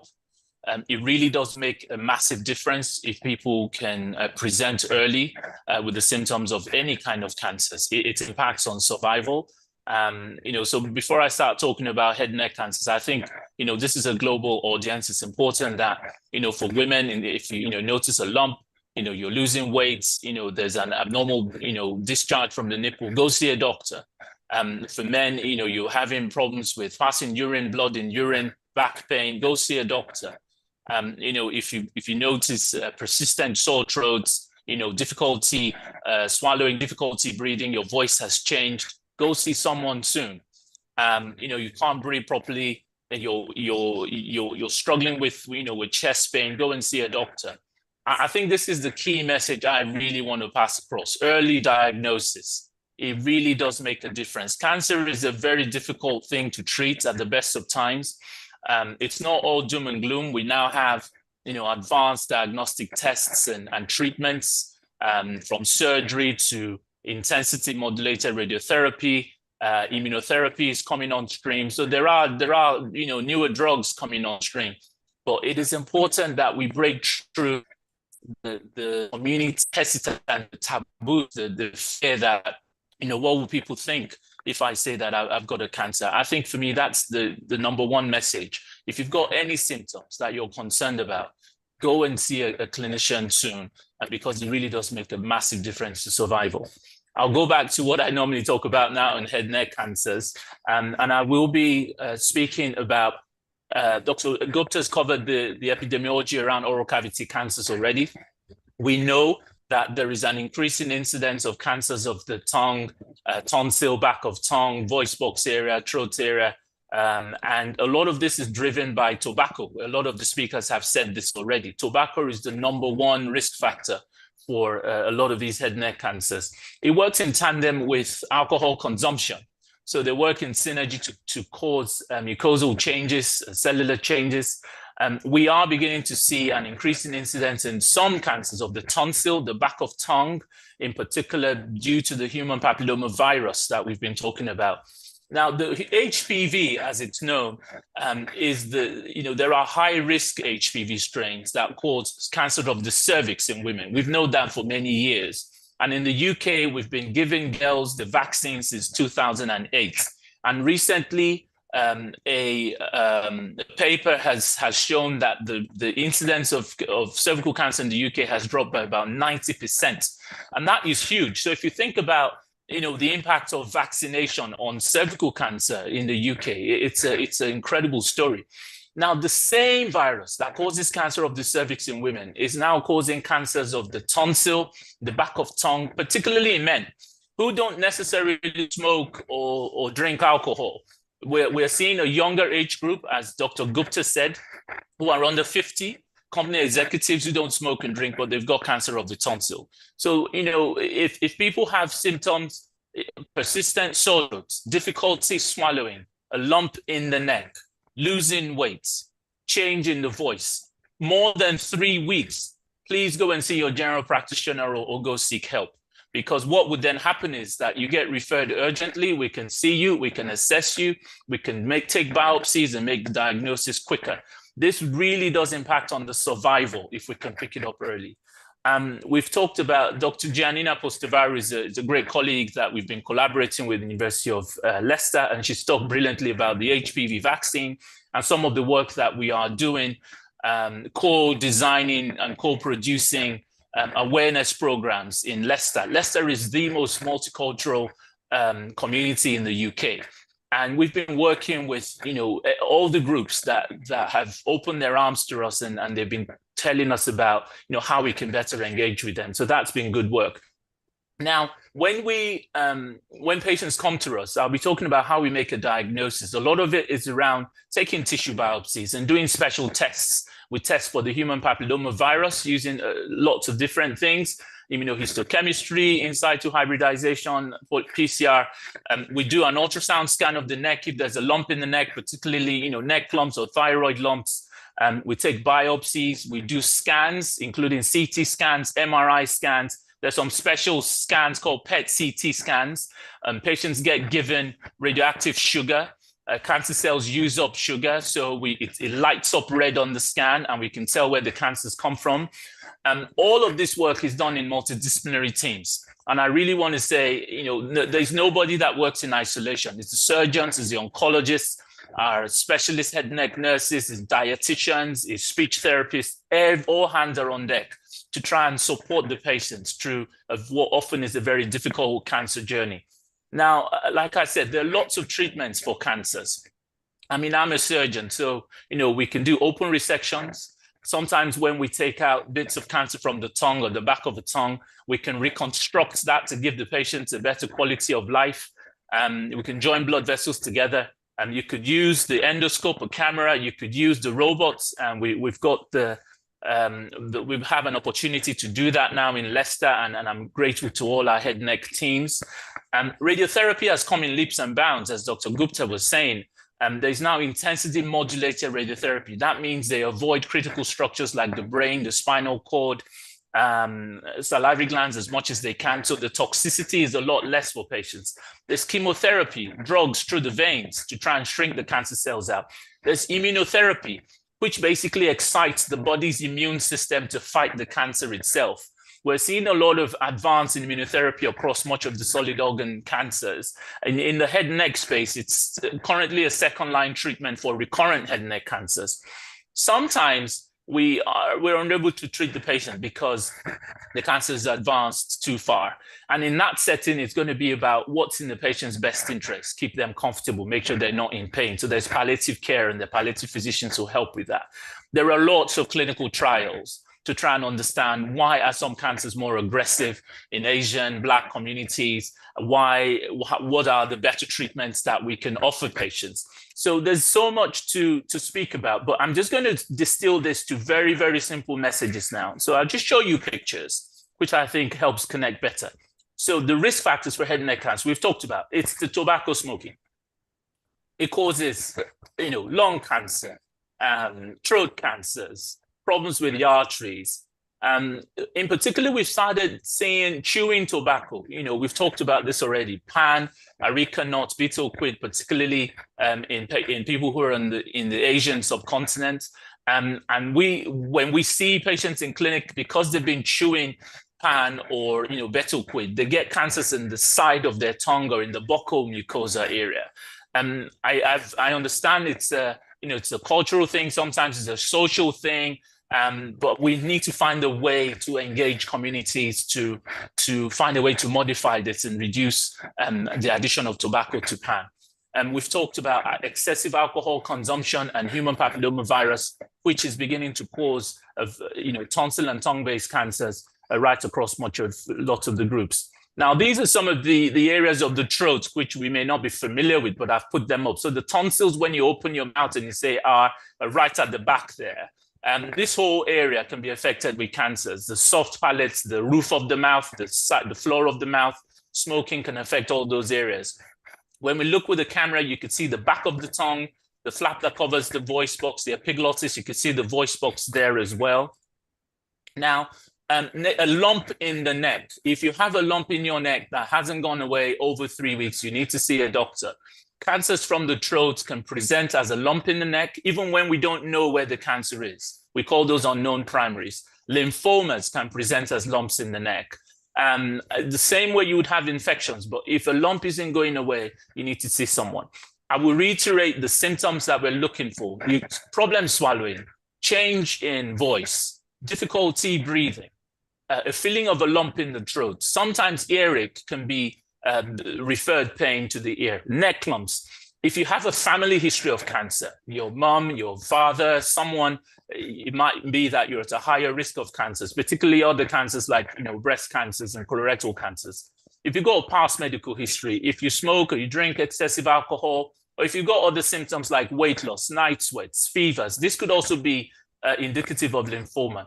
When we see patients in the clinic, we do an examination of their ears, their nose, their throat. I put a camera down to have a look at the throat area. We get ultrasound scans, we biopsy the lump, we get scans, CT scans, MRI, and the PET CT scan. So in clinic, we will put a camera up the nose on the local anesthetic to have a look at the areas all the way from the nose, all the way into the swallowing pipe. And if we see anything that is unusual, we can take biopsies at the same time.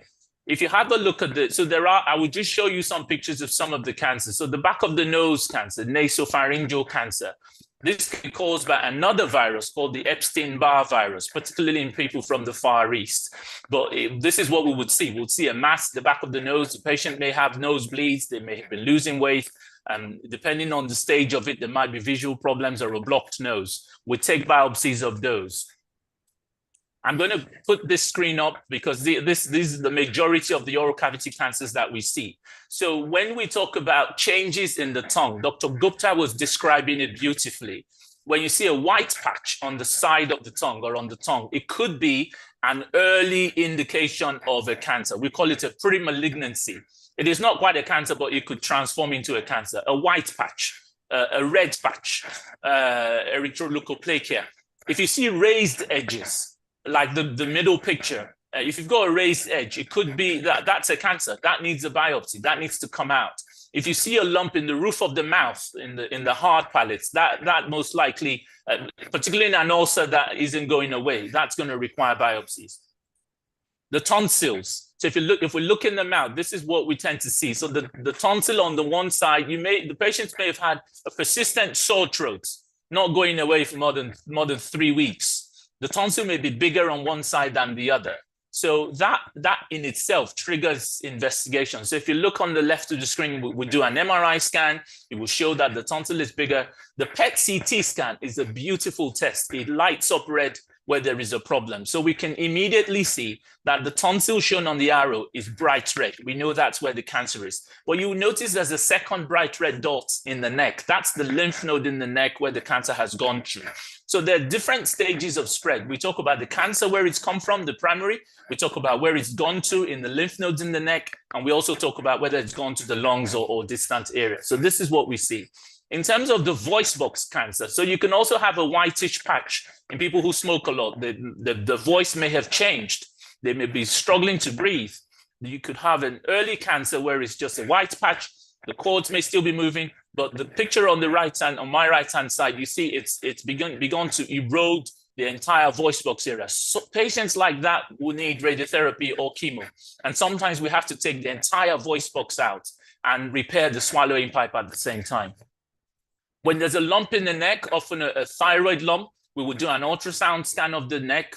If you've got a family history of thyroid cancers and you're a woman, you're 9 times at risk. We would do an ultrasound at the same time in clinic. We would take biopsies. We would then grade what we see, and we can offer the patient either surgery or radioiodine therapy afterwards.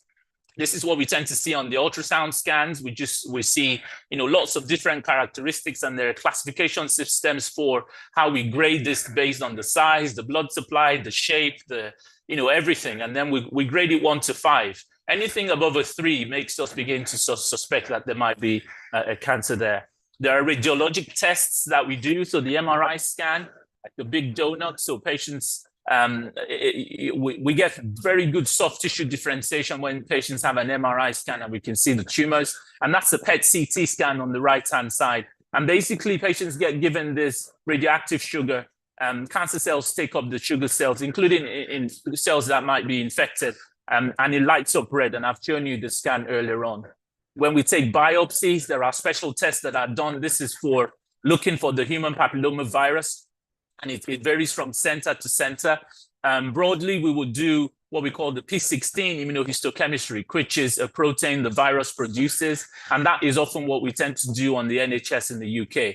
It's a surrogate marker for the presence of human papillomavirus. If we need to identify the high-risk HPV, then we can do other things like PCR or in situ hybridization. I will now go on to treatments for head and neck cancers. And as I said, it can be radiotherapy, it could be chemotherapy, it could be a combination of both, it could be surgery and radiotherapy, or sometimes it's immunotherapy, and very rarely, it has to be palliative care. For thyroid cancers, we do an ultrasound, we do a biopsy. If there is any suspicious lump, we can take half the thyroid gland out and go back and get the remaining thyroid gland if it's cancer, and the patients may have radioiodine. We tend to try and preserve the nerve to the voice box when we do this with nerve monitoring. If there's a cancer in the nerves and the sinuses, you will MRI, and it's grayed out once. That is a sign of cancer. And patients can have radiotherapy as well, but you can see the scan is already invading into the eye, and we might need to remove the eye socket. But we can also do endoscopic sinus surgery, which is a camera up the nose, and we can remove cancers that way. For advanced head and neck cancers of the throat, of the mouth, we can do surgery robotically, which we offer in Leicester. We could do laser surgery, we could do endoscopic surgery, and all of that is certainly available in Leicester. I'm aware that there will be variations in what is possible in your centers, but generally open surgery is possible. Sometimes cancers are advanced and might require a jaw split. We might need to go through the neck. We might need to take half or all the tongue out and reconstruct it with tissue from the arm or from the leg. We might need to remove lymph nodes in the neck at the same time in the neck dissection, and we might need to do lots of various flaps, as we can see. I'll show you a few pictures of what this really does look like in terms of surgery. So this is transoral laser surgery in Leicester. So I look down at a microscope, it's magnified, and I fire this ray to the cancer take it, and the patient do well. We also do endoscopic surgery. So you could put a camera, a 0-degree camera or 30-degree camera through the mouth, and you could cut out the cancer with a hot knife. And endoscopic surgery is also possible. And this is transoral robotic surgery, which is like a giant PlayStation, basically.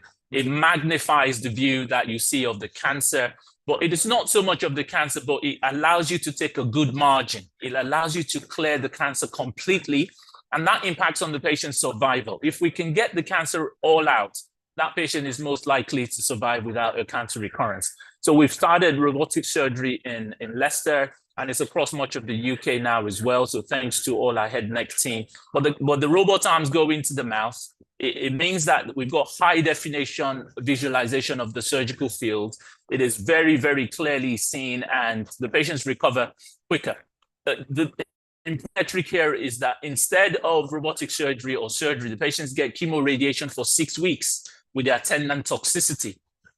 If you have 4 hours of surgery, the patient go within 3 to 5 days. So it really is the big difference in terms of the toxicity of radiotherapy, the difficulty swallowing, the tiredness, the ringing noises, the hearing loss, the problems with lack of saliva.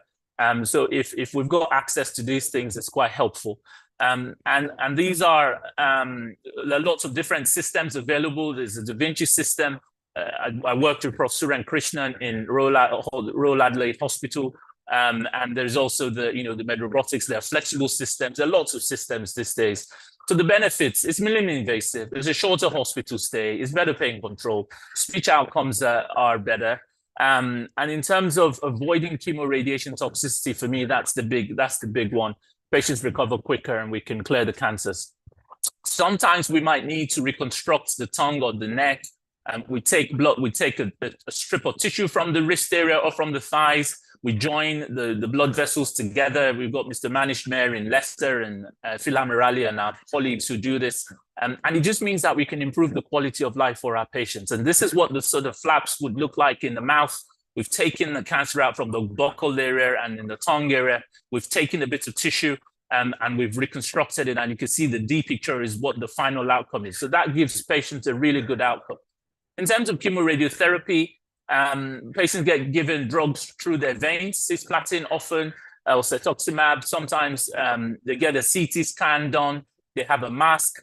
It's given over 6 weeks. It protects critical structures. But like I said, there are side effects that patients tend to have: a dry mouth, a sore throat, difficulty swallowing. So if that can be avoided, it's a great thing. Radiotherapy has moved on. This is like precision surgery as well. So you give the highest doses of radiotherapy to the area where the cancer is in the middle. And as you come out, you begin to give less and less doses of radiotherapy to protect the spinal cord and the brain and all the critical structures. And this is really done well by our oncologists. And finally, I'm going to say, it takes a village.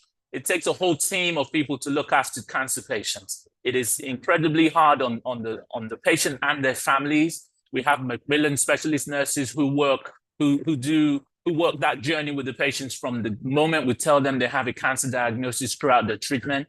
The oncologists are wonderful nurses on Kinmont ward, the tracheostomy nurses, dietitians, speech therapy, everybody. It's a big work to look after cancer patients. I really want to thank all our teams. So in summary, there's an increasing incidence of cancers of the tongue, the tonsil, the back of tongue. Human papillomavirus is a strong prognostic factor. So patients who have HPV-driven cancers tend to do better, whether to surgery or chemoradiation.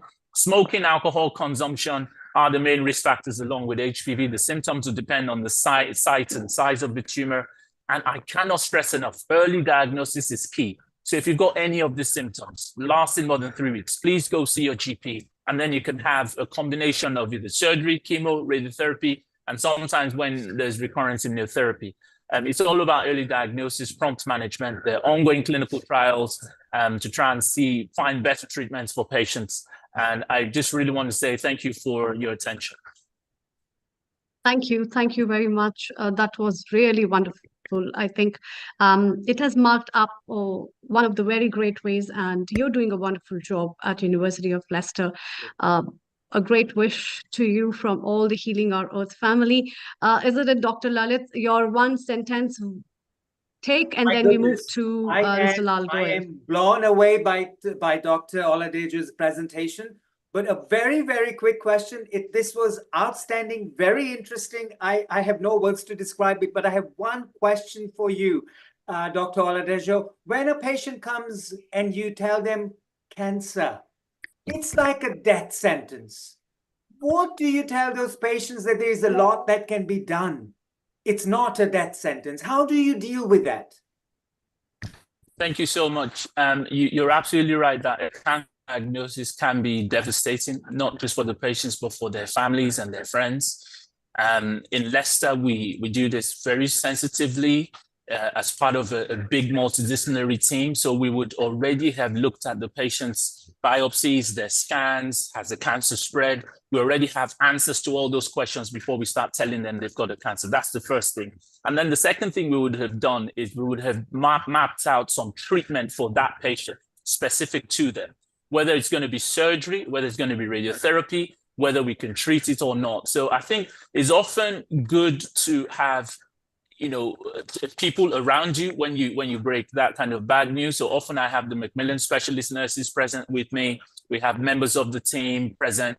We explain to the patient. I'm very honest with the patients. I show them their scans. I explain what it means. I tell them whether it's spread or not. Just manage expectations. Then I say, look, we've listed everything. The team is recommending this treatment.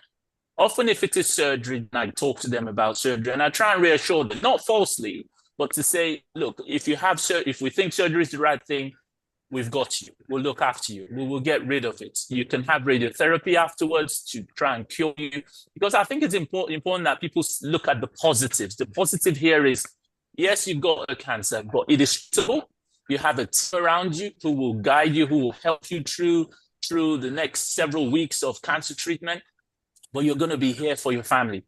You're going to be here for your work. You're going to be here. And I think it's that fight that you need. If someone's spirit is broken, it's difficult to whatever treatment you give. So we try and encourage patients. We allow them access to us. We give them our contact details. They can call the Macmillan nurses. They can write their questions down. So that's what we do. Thank you so much. Go ahead. So Dr. Lalit, it's time to welcome Lal Goel ji. Lal Goyalji is the founder and charter president of Rotary Club of Organ Donation International. He's chairman of Organ Donation India Foundation in Gyan. And let's welcome him, our regular contributor, as well as our senior host and guest from Healing Our Earth family. So global namaste to you, Lal Goyalji. And global we have namaste. my co-host with me, Dr. Lalit Soda. Over to you, Dr. Lalit Soda, and then we move to Lal Goyalji with his guests. Global namaste. Thank you. Global namaste. Thank you very much, Amrita ji. This was lovely presentation, and truly looking forward to Lal Goyalji for his presentation and information on this wonderful cancer awareness topic for today. And without taking too much time, I think we should move on with the presentation because we've got some amazing information coming up. Yes. Thank you very much, and global namaste to all of you. Thank you, Dr. Lalit. Today's topic is such an important topic, I will just say few words about this, then I will move to the esteemed panelist, which we have. The cancer awareness is crucial in combating one of the most prevalent and devastating disease worldwide. It entails fostering understanding about different types of cancer, their risk factors, symptoms, and available treatment. Now, I would like to invite the first panelist from my side, and he is Dr. Puneet Gupta. Dr. Puneet Gupta is MBBS, MD, DNB, DM, MBA. He's the Director of Oncology and Director of Dr. NV Teaching and Training Program, MHCI Delhi. He's also the Medical Superintendent, MHCI Delhi. He's the world first author for title Applied Spiritual Biology. He has been extensively trained at MD Anderson Cancer Center, USA, Vienna University Hospital, Austria.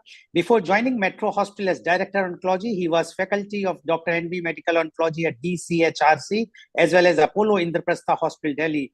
He was instrumental in implementing first statewide community cancer screening program in India at the state of Meghalaya and Roko Cancer and UK-based NGO and state government under Dr. Sangma.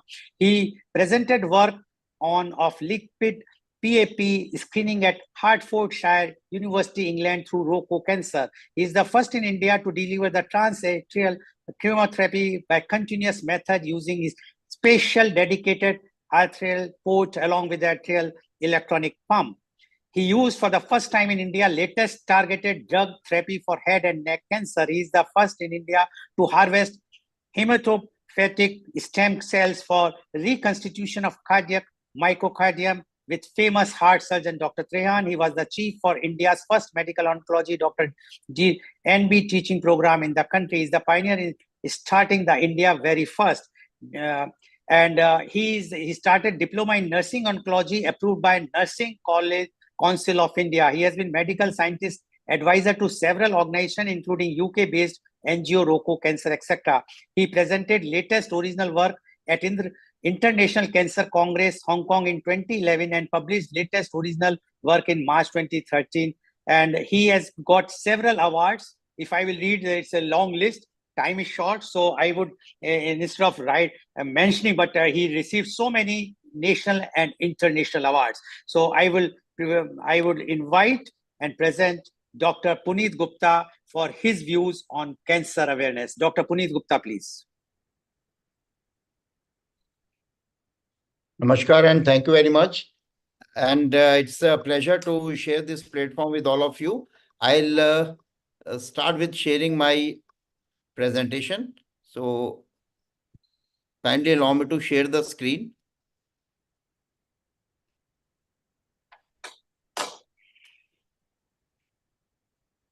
Yes, please go ahead.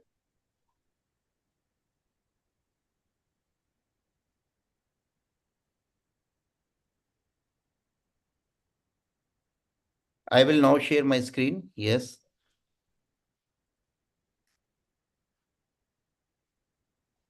I think share screen is not getting. Share screen is possible, Mr. Nishit? Yes, you are a co-host. You've been made a co-host, Dr. Puneet. Go to the green button at the bottom and share screen. So Lalji, while he's sorting that out, it's wonderful to have all these eminent guests here today.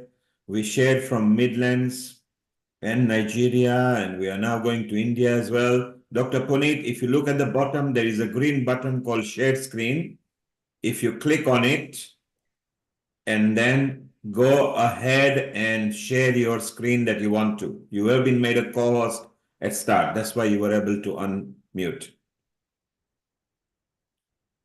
Maybe if you can try to organize it, Lalva, we can go to our next guest while he sorts that out. Okay, Dr. Puneet, if you are taking time, I am moving to the next guest. Is it okay with you, or you are going to give? Please unmute yourself, Dr. Puneet. Dr. Puneet, please unmute. I prompted him. He will unmute now.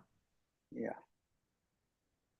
So Dr. Puneet, if you look at the bottom, there is a green button called Share Screen. Press that and you will see what you want to present, select, and then Share Screen. I think. Okay, you can do it. You can keep it ready. We move on to the next guest. We are definitely having you because you are very senior. I will go to the next guest. I can see here. Is Dr. Sandeep Bipte is there? Yes, we got Dilip Singhvi here. Okay, Dr. Dilip Singhvi. Yes, okay, he's so here. I'm going to. There he is. I'm going to Dr. Dilip Singhvi. Dr. Dilip Singhvi is MBBS, MRCP, RCP, UK MD, diploma in Type 2 DM. Yeah, he's the specialist of internal medicine and diabetes. He's the medical director of Apollo Hospital, Muscat. He's the recipient of Man of Excellence Award in 2017 for outstanding achievements in health and social sciences. He's recipient of Jewel of Rajasthan Award in 2012. He has published several research papers in national and international journals. He is one of the frontline COVID workers. Welcome, Dr. Dilip Singhvi, on this show, which has been organized by Healing Our Earth. And thanks to Mr. Neil Kumar, the main person behind this. And this shows is broadcasting or telecasting around the globe. So, Dr. Dilip Singhvi, your views on cancer awareness, please. Good evening and namaste to everyone globally. Thank you, Dr. Lal, once again for giving me this opportunity. Actually, I had to change my schedule today. I was in the morning clinic, but something happened and I switched over to an evening clinic. So right now I'm in the middle of my clinic, but I've just borrowed some couple of minutes to just interact with all of you. Well, and because of that, I do not have a presentation right now, but I will give my thoughts on this important topic. Actually, cancer awareness is much needed across the globe. And just can, if you can give me a minute. Yeah. Yeah. That patient feeling better, sir. Sister, just tell her to wait 5 minutes.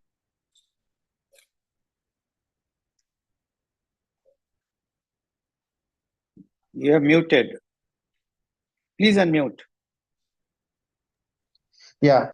So this month, February, especially 4th of February, being the International Cancer Awareness Day, holds a very important month in our calendar. If you see, cancer is probably one of the leading cause of death globally. And it becomes very important on us as doctors to increase this awareness for cancer around the globe. Especially, there are certain cancers which are very common, which are growing rapidly, like cervical cancers, lung cancers, breast cancers, colon cancers, prostate.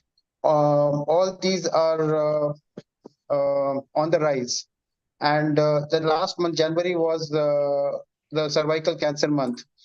In fact, last year I had also pulled out an article in one of the leading newspapers here on cervical cancer to increase this awareness, because cervical cancer is one of the preventable cancers. If we can generate and we can percolate the information rightly in the community, that a vaccine is available, and if our young girls can take it at the right time.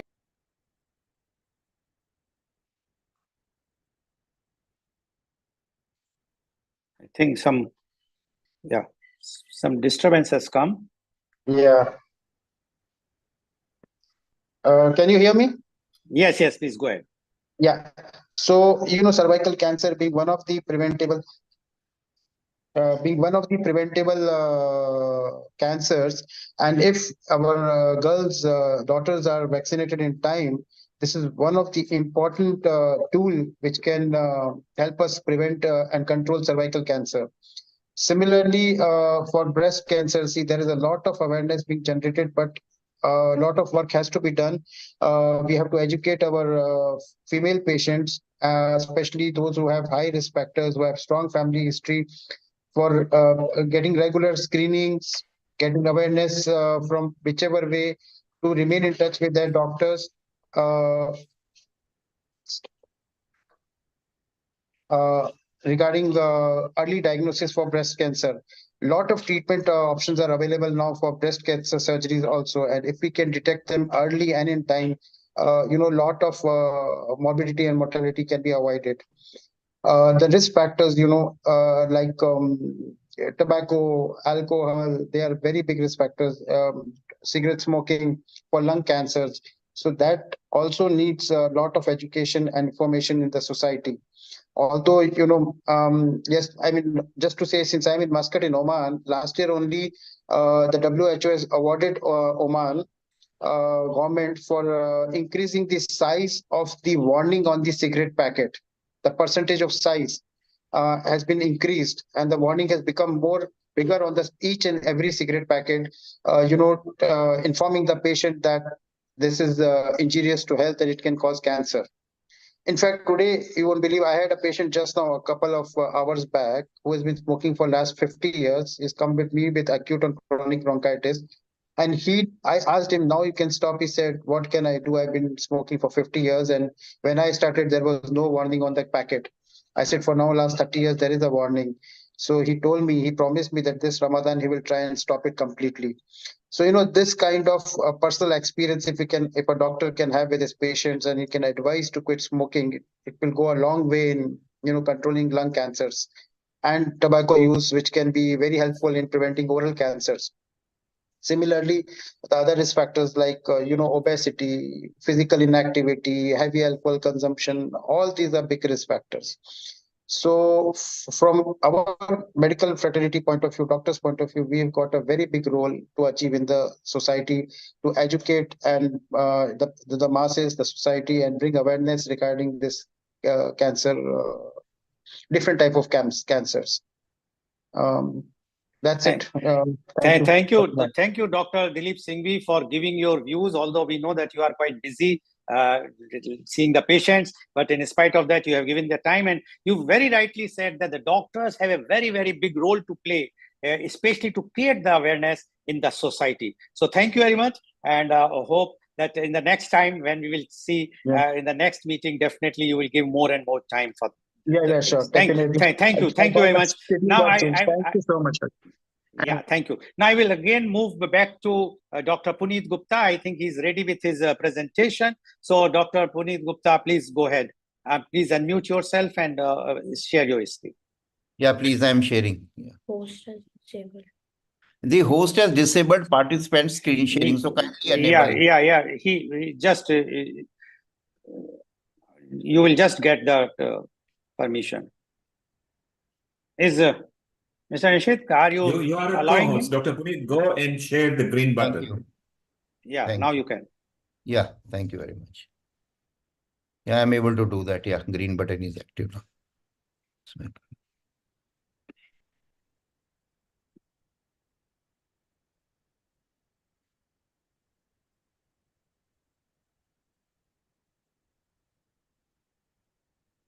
Yeah, thank you, Dr. Lal, for a nice introduction. And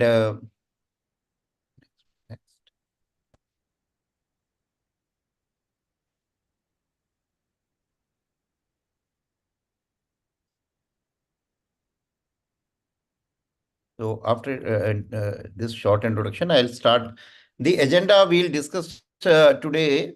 This is that what is the basically I'll introduce how the cancer genesis happens in the human body through the normal pathways, and what is the secret of getting cancer, and then how actually we can safeguard. So secret working of human body in this, we must understand for the common public community point of view, that just like house walls are made up of brick, the human body is made up of cells.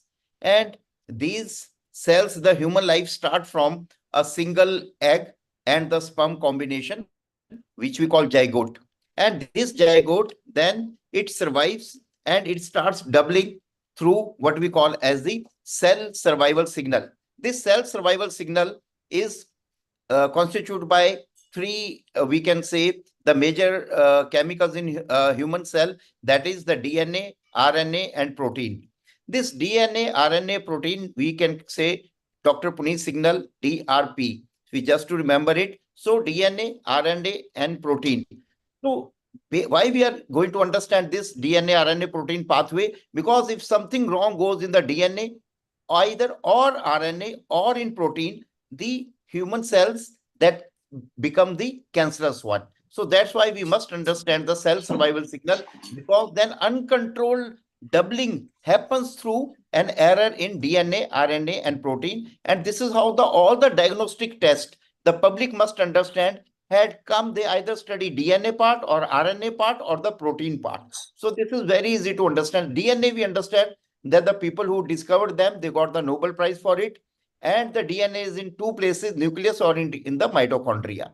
So after DNA, we must understand the RNA. RNA is derived from the DNA, and this makes what we say, RNA makes up what we call as the protein, the last product. So last product protein is there. So if there is any error in these three, DNA, RNA, and protein signal, what we are going to get is the cancer cell, and these cancer cells go on uncontrolled doubling. This protein now can mix with either fat or sugar, and this is how the cell metabolism happens. So in the single cell power, we can understand first it differentiates into three layers: outer, middle, and inner layer. These three layers then give different organs of rise to different organs in human body. All these organs, what we call as somites, they join together and then they make a whole body. Because sometimes, general public, we do not understand that the human body doesn't evolve just like we can say a big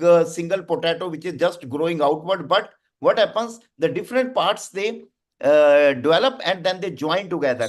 And once time this joining is not proper, we get what we call as the birth disorder. Sometimes we know that our gut can be blocked in this anal canal. There may be severe constipation because there is some error in the what we say embryogenesis. So this is how we must understand various human parts in the human body. There are around these three layers then turn into 30 trillion cells.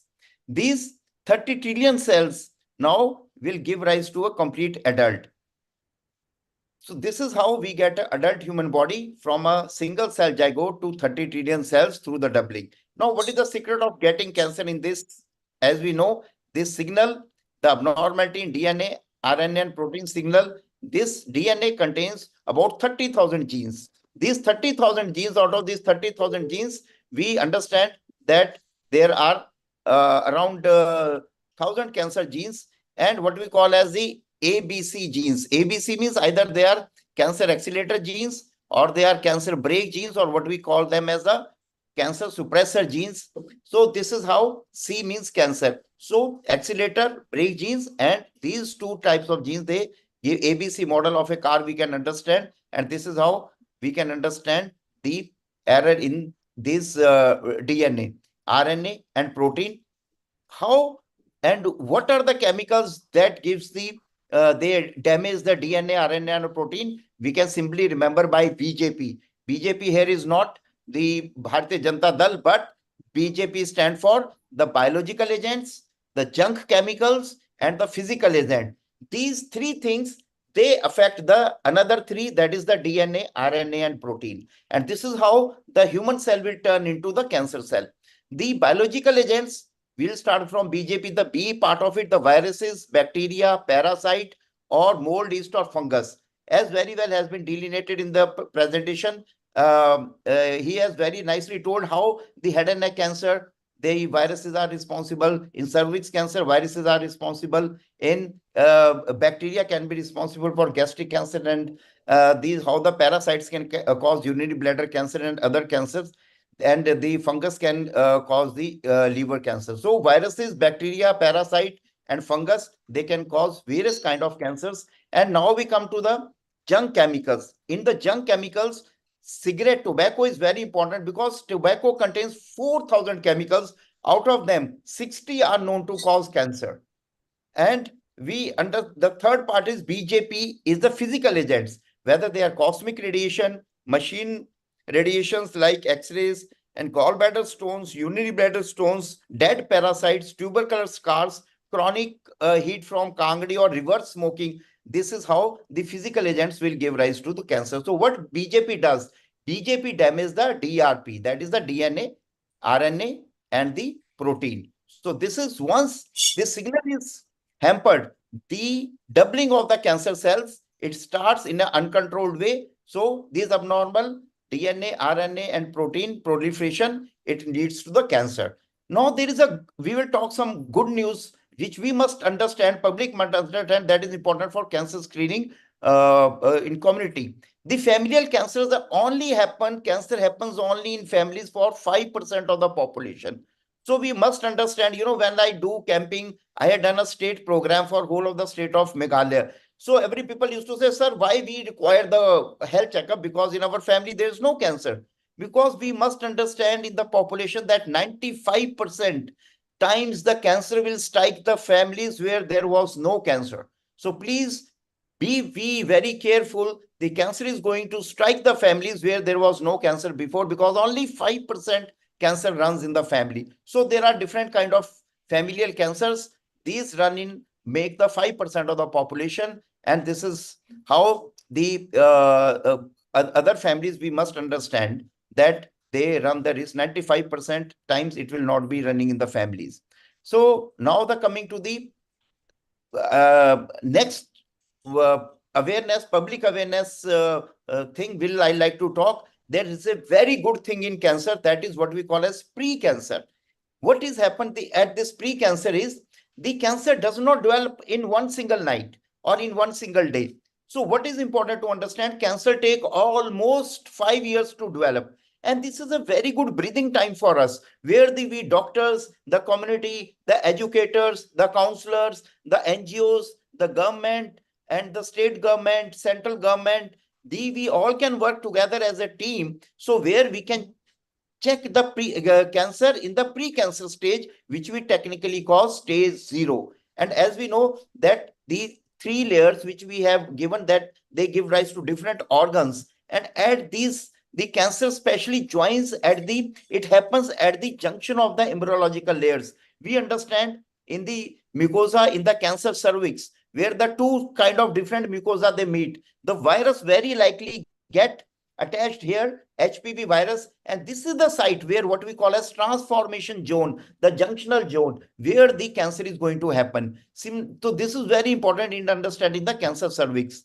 Similarly, what we understand that in the cancer cervix, once the timeline is important to understand, the normal human cell, after exposure to the virus for 2 years, then it starts becoming abnormal, and after 5 years, it turns into the cancer. But once it breaches the basement membrane, within 1 year, the person will be dead. So it is very, very important to understand that it has given us 5 years to develop and get detected. But once the cancer become invasive, what is from stage 0, it turns to stage 1, 2, 3, 4. It will kill the person very quickly within 1 year if remained unchecked. So it is very important for public awareness that we must educate them that you have got these 5 years with us, and please help all the NGOs, state government, all the team to detect it quickly. Similarly, in breast cancer, we know that breast cancer develop in the majority of the cancer either develop in the milk sac or in the ducts.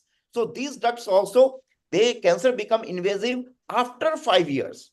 So this is very important, what we call the history, to understand that the cancer dwells at almost 5 years and then it becomes the frank cancer. Similarly, at the junction of the lip, these cancers, they happen. And at the junction of the embryological, if you see the mucosa of the duodenum and mucosa of the common bile duct, where these junctions meet, there the cancer happens.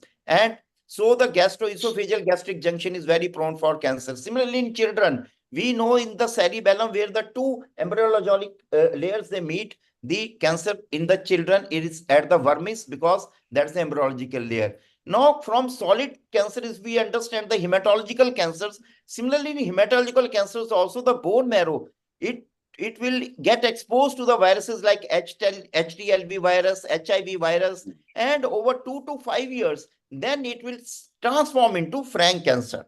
So this is how it is very important to understand. Then it can develop into slow growing type of the leukemias or the fast growing type of leukemia. So till there is no breaking of the basement membrane, what we call as the pre-cancer. And once there is a breaking of the basement membrane, then it becomes the frank cancer. So this is how the cancers will develop slowly over weeks and years.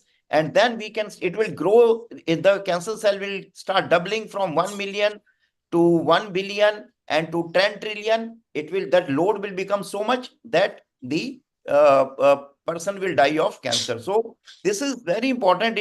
Cancer, once it doubles and it become invasive, it develop into 200 types of pre-cancer and cancer, because human body, as we have studied, it have almost the different carcinoma cells, let's say from different organs, like say lung, breast, colon, bladder, urinary bladder, gallbladder, prostate.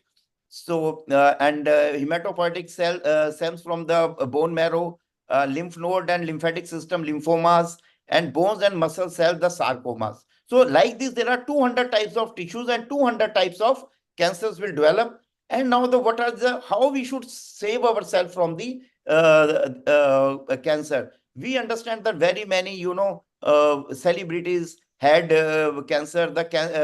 The Patrick Swayze, he is best known for his role in Dirty Dancing. He had pancreatic cancer. And the Roy Disney, then our Indian actor, Mr. Feroz Khan, our Indian Prime Minister Chandrasekhar, he had myeloma. And then Nutan, the actress, and Mrs. Nargis, she was diagnosed with pancreatic cancer. And Rajeshwari Appan, mother of Shri Devi, she also had cancer. So what is important is now we have to understand as a public how we should save ourselves from the cancer safe lifestyle and the cancer prone lifestyle. So first I will just give you the example of a person. If we have what we can say cancer friendly lifestyle, if there is somebody smokes 20 cigarettes daily, friend and father are heavy smokers, they are smoking together in a single room, excessive alcohol, more than 120 ml of whiskey daily, don't prefer fruits and vegetable in diet, tobacco, they use betel nut, they use and they keep that tobacco during the night time in the mouth, they do not brush or floss the teeth before sleeping, and they don't care for the sharp tooth cutting because of the mouth. And there are multiple vitamin deficiency because of erratic diet. They don't consume good diet, but do heavy drinking and smoking, and lives by radiation terrain. They are obese. There is no control of, the diabetes or obesity. And they use smoked fish, chicken as the principal diet. If you use more of the animal meat, then again, you become more prone for cancer. And there are uncontrolled hypertension, diabetes, coronary artery disease, and they don't believe in exercise. No health club they have joined, and there is no health insurance, and they do not have regular health checkups.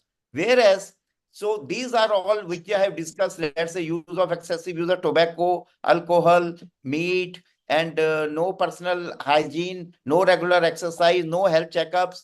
Now, contrary to this, if we have cancer safe lifestyle, what is the cancer safe lifestyle? The one person that he or she doesn't use tobacco at all, they do not use betel nut at all, they do drinking, one only do social drinking, what I call as a red wine consumption, only 60 ml daily.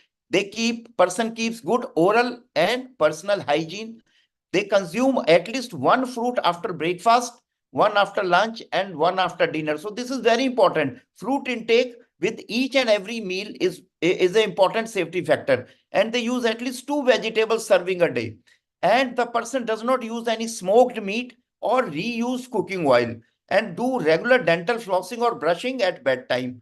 Use for sun safety, they use full sleeves hat and they avoid the noon sun.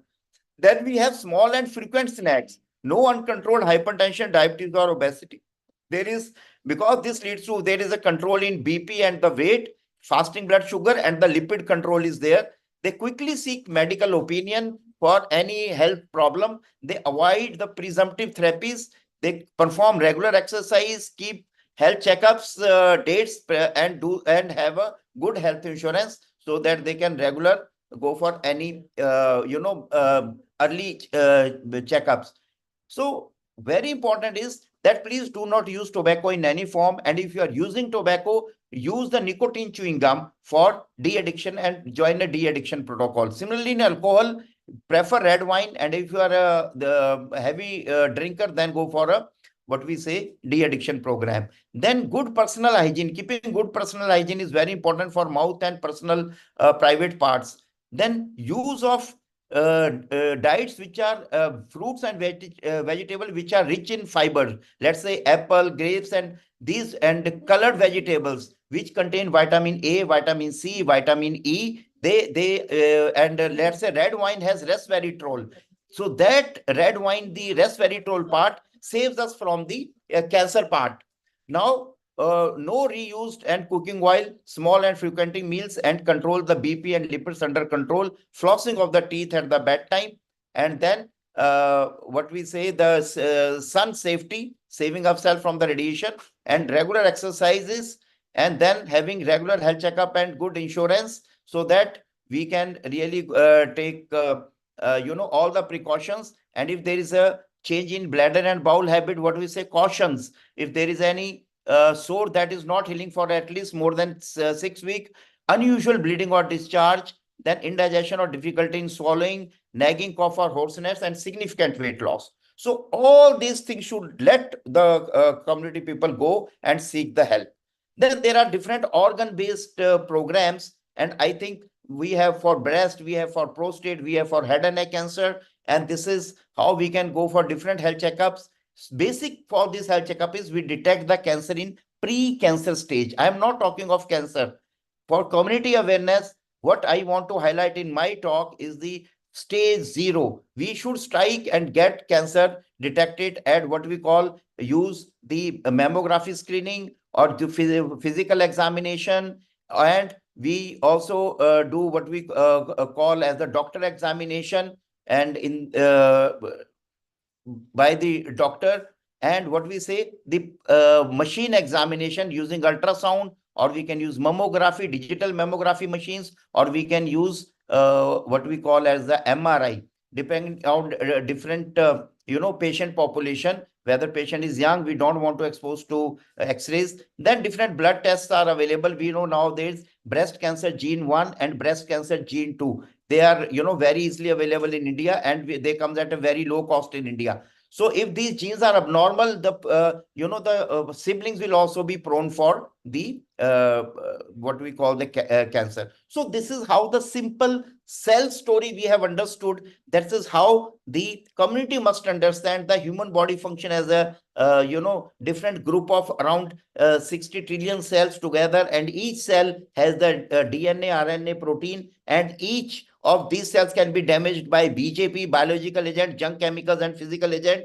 And we must have the good lifestyle so that we should not damage our DNA, RNA, and protein. And we should have regular testing. And so this is how, and try to detect cancer at the pre-cancer level. That's my message. Thank you very much. I think I am done with the time. Okay, thank you very much, Dr. Puneet Gupta, for giving very, very descriptive presentation. I'm sure by this, many of our viewers who are watching globally got the idea that the pre-cancer stage is very important. The 0 is very important to prevent, as they say, that prevention is better than cure. And if the people will understand, and if they will avoid doing those things which were there earlier, I'm sure that we can save many, many lives. Thank you very much, Dr. Puneet Gupta, for joining and giving your views. Now I would like to go to my next panelist. He is Dr. Sandeep M. Bipte. Dr. Sandeep M. Bipte is MBBS MS Fellow Breast Surgery. He is a consultant breast surgeon. He is a specialist oncoplastic breast surgeon with extensive experience in medical and surgical aspect breast oncology. Dr. Bipte has also undergone specialty training in intraoperative radiotherapy, IORT, at Whittington Hospital, London, UK, which is one of the novel treatment for early breast cancer. He has clinical excellence in diagnosis and management of benign and malignant breast diseases with over 250 to 300 breast surgeries performed yearly, along with clinical research, publications, and medical conferences. Dr. Bipte has been part of national and international conferences and training programs. He was invited as faculty in various national breast cancer conferences. Dr. Sandeep Bipte, are you there? Dr. Bipte? I can't see. I can't seem to locate him. Shall we go to rotate? One is Dr. Sharma? Ajay. Dr. Ajay Sashidhar is there? Yes, he is there. Okay, so I will go to Dr. Ajay Sashidhar. Dr. Ajay Sashidhar is MS, MCH, Surgical Oncology. He is the consultant in surgical oncology at NS Memorial Institute of Medical Sciences, Kollam. He is trained in evidence-based surgical management of head and neck, thoracic, gastrointestinal, genitourinary, breast, and sarcoma malignancies. He assisted and performed under supervision more than 400 open and minimally invasive major oncologic and more than 60 robotic-assisted oncologic surgeries. He performed complex surgical oncology procedures related to breast cancer, breast conservative surgery, sentinel lymph node biopsy, oncoplastic breast reconstruction and radical surgeries, GI total, subtotal, radical gastrectomy. And he was awarded and got recognition in many national and international conferences. Welcome, Dr. Ajay Sashidhar, for joining this global conference brought to by Healing Our Earth. And thanks to Mr. Neil Kumar and his team, who is organizing this program every Sunday to create awareness on different topics, whether it's a health, whether it's a yoga, meditation, many topics, so that the globally people should understand, and definitely giving the emphasis about what is going on in India. So thank you very much. Dr. Ajay Sashidhar, please. Thank you, sir. Thank you for the introduction. Am I audible? Yes, please go ahead. Most of the things which I was about to discuss has already been shared by Dr. Puneet, sir. So his presentation was wonderful, very explanatory and exhaustive. So anyway, I will go on to my prepared slides and I will share my views as well.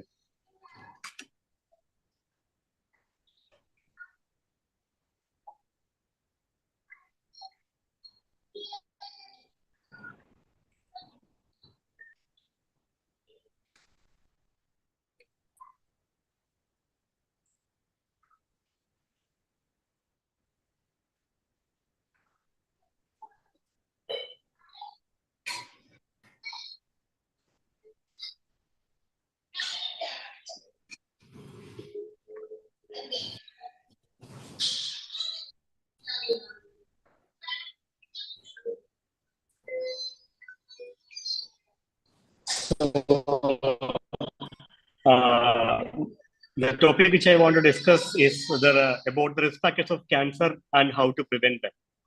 So, as Dr. Puneet has already discussed, cancer, although we tend to think of it as a single disease, it's a large group of disease, and which can start in almost any organ. Is the tissue, the cells belonging to the organ grows uncontrollably. They go beyond their usual boundaries and they try and invade the adjoining parts of body, or they spread to different organs. And we know that the cell proliferation and repair, that is a part of our normal living. The repair and regeneration also requires cell division. But cell division in those scenarios have a definite endpoint. It stops as soon as it reaches its goal. But in case of cancer, the cell proliferate uncontrollably and they fail to differentiate into the terminal stage, or they fail to perform their functions, but only grows exponentially. So the neoplasms could be like two general types. The cancer which we normally discuss are the malignant neoplasms. Malignant neoplasms are synonymous with cancer. The cells which causes malignant neoplasms can invade and metastasize to other organs very rapidly. So there can be different types of cancers which arise at different organs. It could arise from thyroid, it can arise from breast, ovary, cervical cancer, pancreatic or colorectal cancer in females. Again, males, oropharyngeal cancers, laryngeal, stomach. Like in any organ where all organs are made of cells. So in any organs, the different types of cell can lead to different types of cancers. So these types are breast, uterine, cervical, ovarian, or there are even the malignancies which involve the blood producing cells are called leukemia or lymphomas. So these are different types of cancers that are there.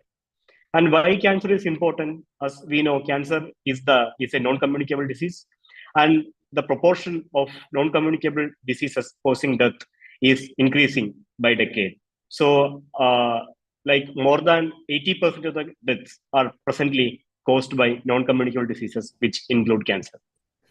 And cancer is presently the second leading cause of death globally, and it is estimated that more than 10 million deaths are occurred in 2018. And globally, 1 in 6 deaths occurs due to cancer. And this is a chart showing the major causes of mortality during the years. So as we can see, the cancer graph is rising and it's set to rise in the coming decade as well. So 1 out of 6 deaths occurs due to cancer. And the most common cancers which occur in males include lung, colorectal cancer, stomach, liver cancers, etc. And females include lung, breast cancer, colorectal cancer, prostate cancer, stomach cancer. And in Asia also, again, in female, breast cancer is the most common cancer, while in males, lung cancer is the most commonest one. And in India, in males, the most commonest one is the oropharyngeal cancer. So females the most common cancers involving females are breast cancer, colorectal cancer, lung, cervix or thyroid, and uterus. And males, most common types are lung, prostate or colorectal.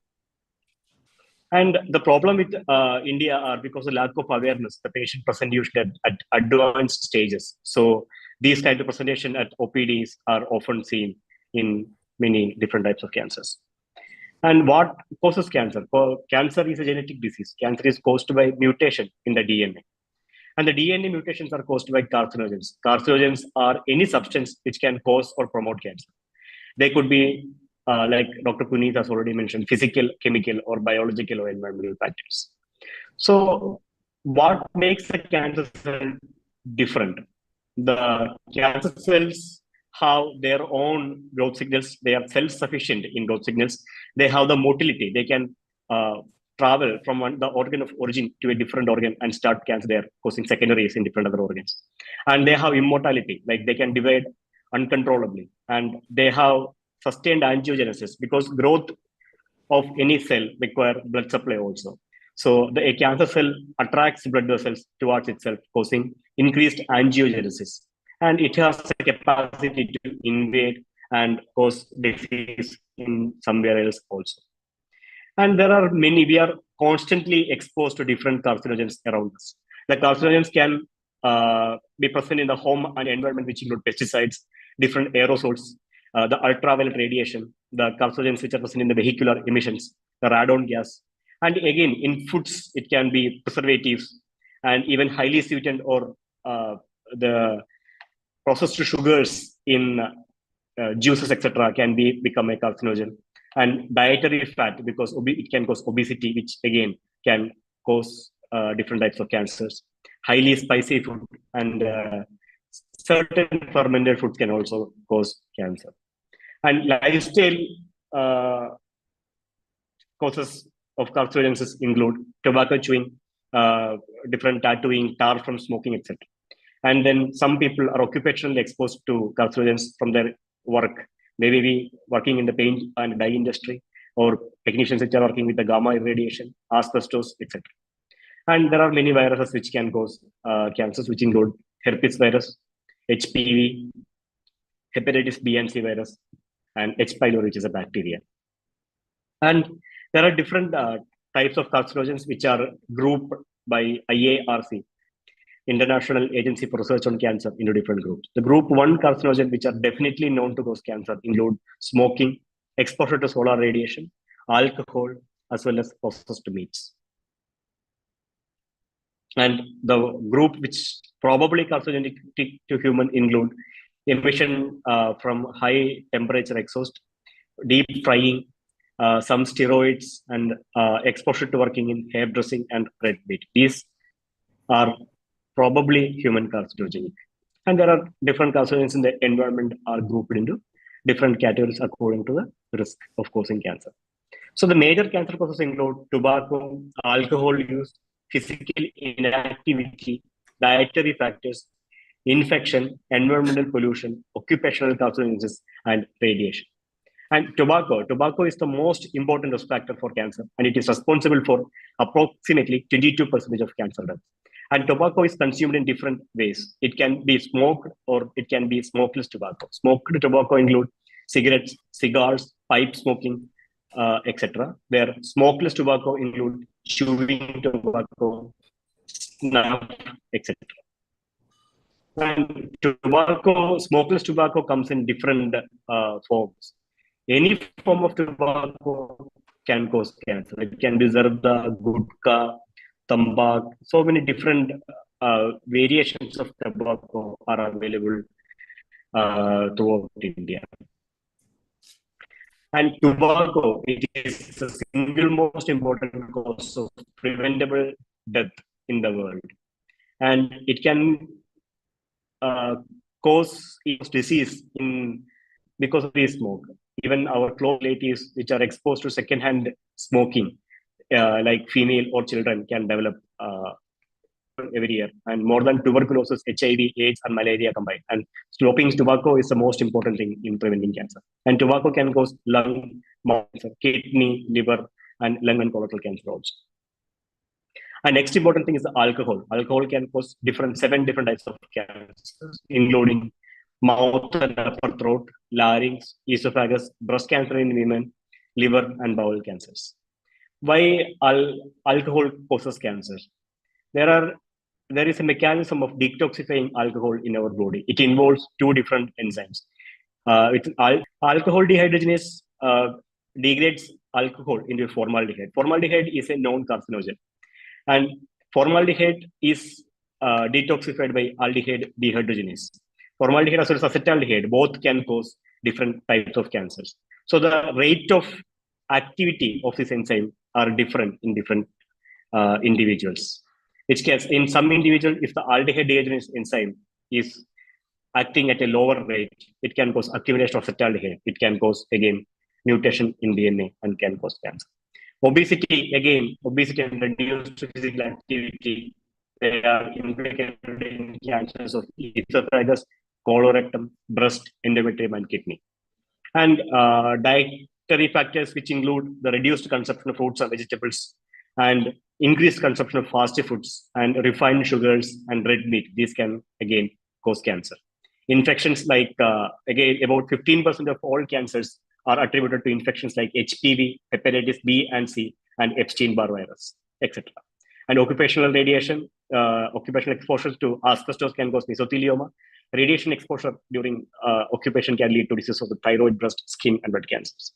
Again, environmental pollution, indoor and outdoor pollutions are there, which can cause lung cancer or liver cancer because of the pesticides and aflatoxin in our diet. And the most important thing is the 30 to 50% of all cancers are preventable.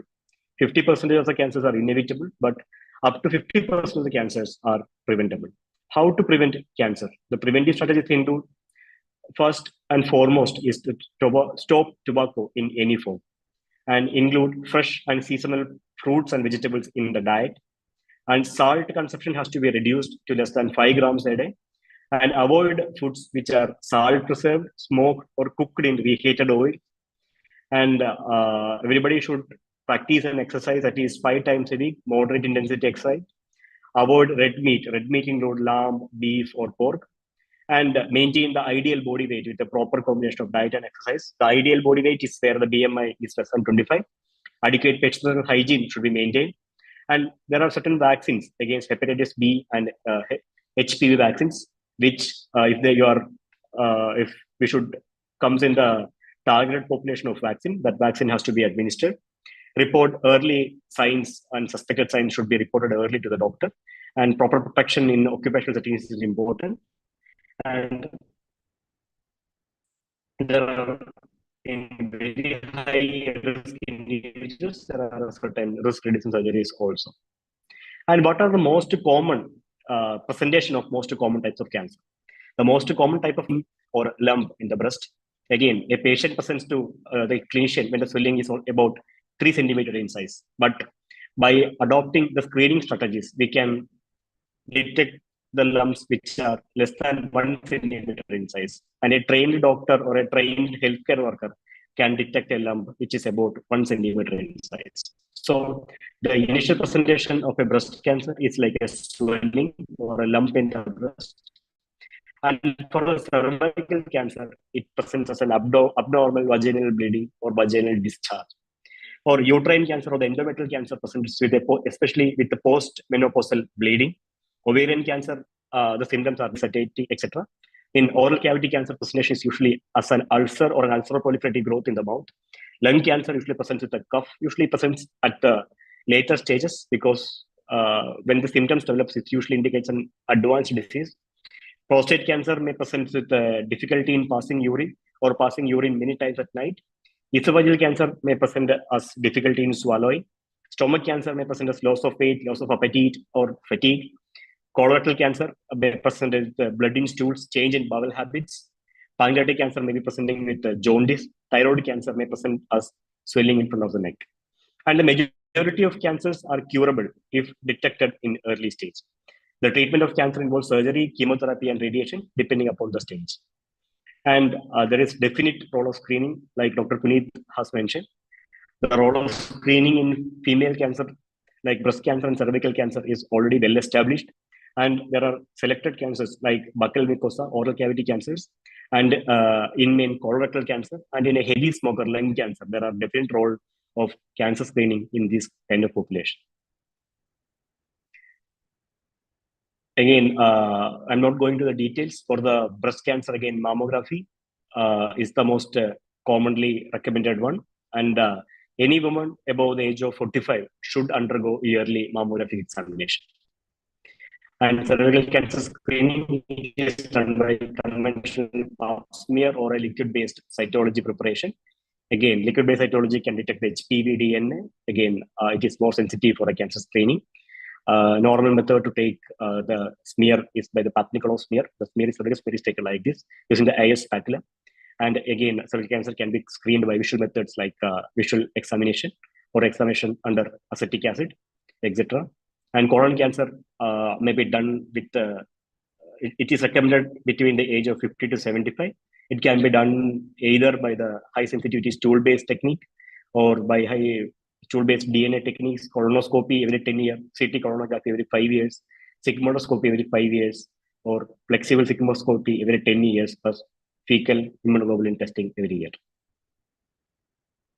Lung cancer, for the patients with history of heavy smoking, at least a 30-pack year smoking history is there, then in those people, screening for lung cancer is also beneficial. And as I already told, the treatment depending upon the stage can include surgery, radiotherapy, or chemotherapy. Surgery is indicated for localized tumor, and radiotherapy is indicated for localized tumor, and chemotherapy for widespread tumors as a systemic treatment, or for preventing metastasis of different organ, the chemotherapy is used. Surgery, for early stages, surgery can completely remove the tumor. It may be done either by the open or a minimally invasive approach. Minimally invasive surgeries is done by endoscopy or robotics. And minimally surgeries have advantages such that they lead to less blood loss, less postoperative pain, and leads to early recovery. So these are the different modalities of treatment of cancer. And we have discussed in detail regarding the etiology of cancer, as well as the brief methods which we can adapt to prevent cancers. Thank you.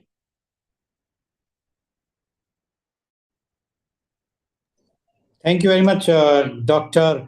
HealTHY, for giving your views, and you have given your PPT presentation with complete details about the cancer, how to prevent it, and what is to be avoided and what is to be taken. So please be there. We can have some discussions afterwards.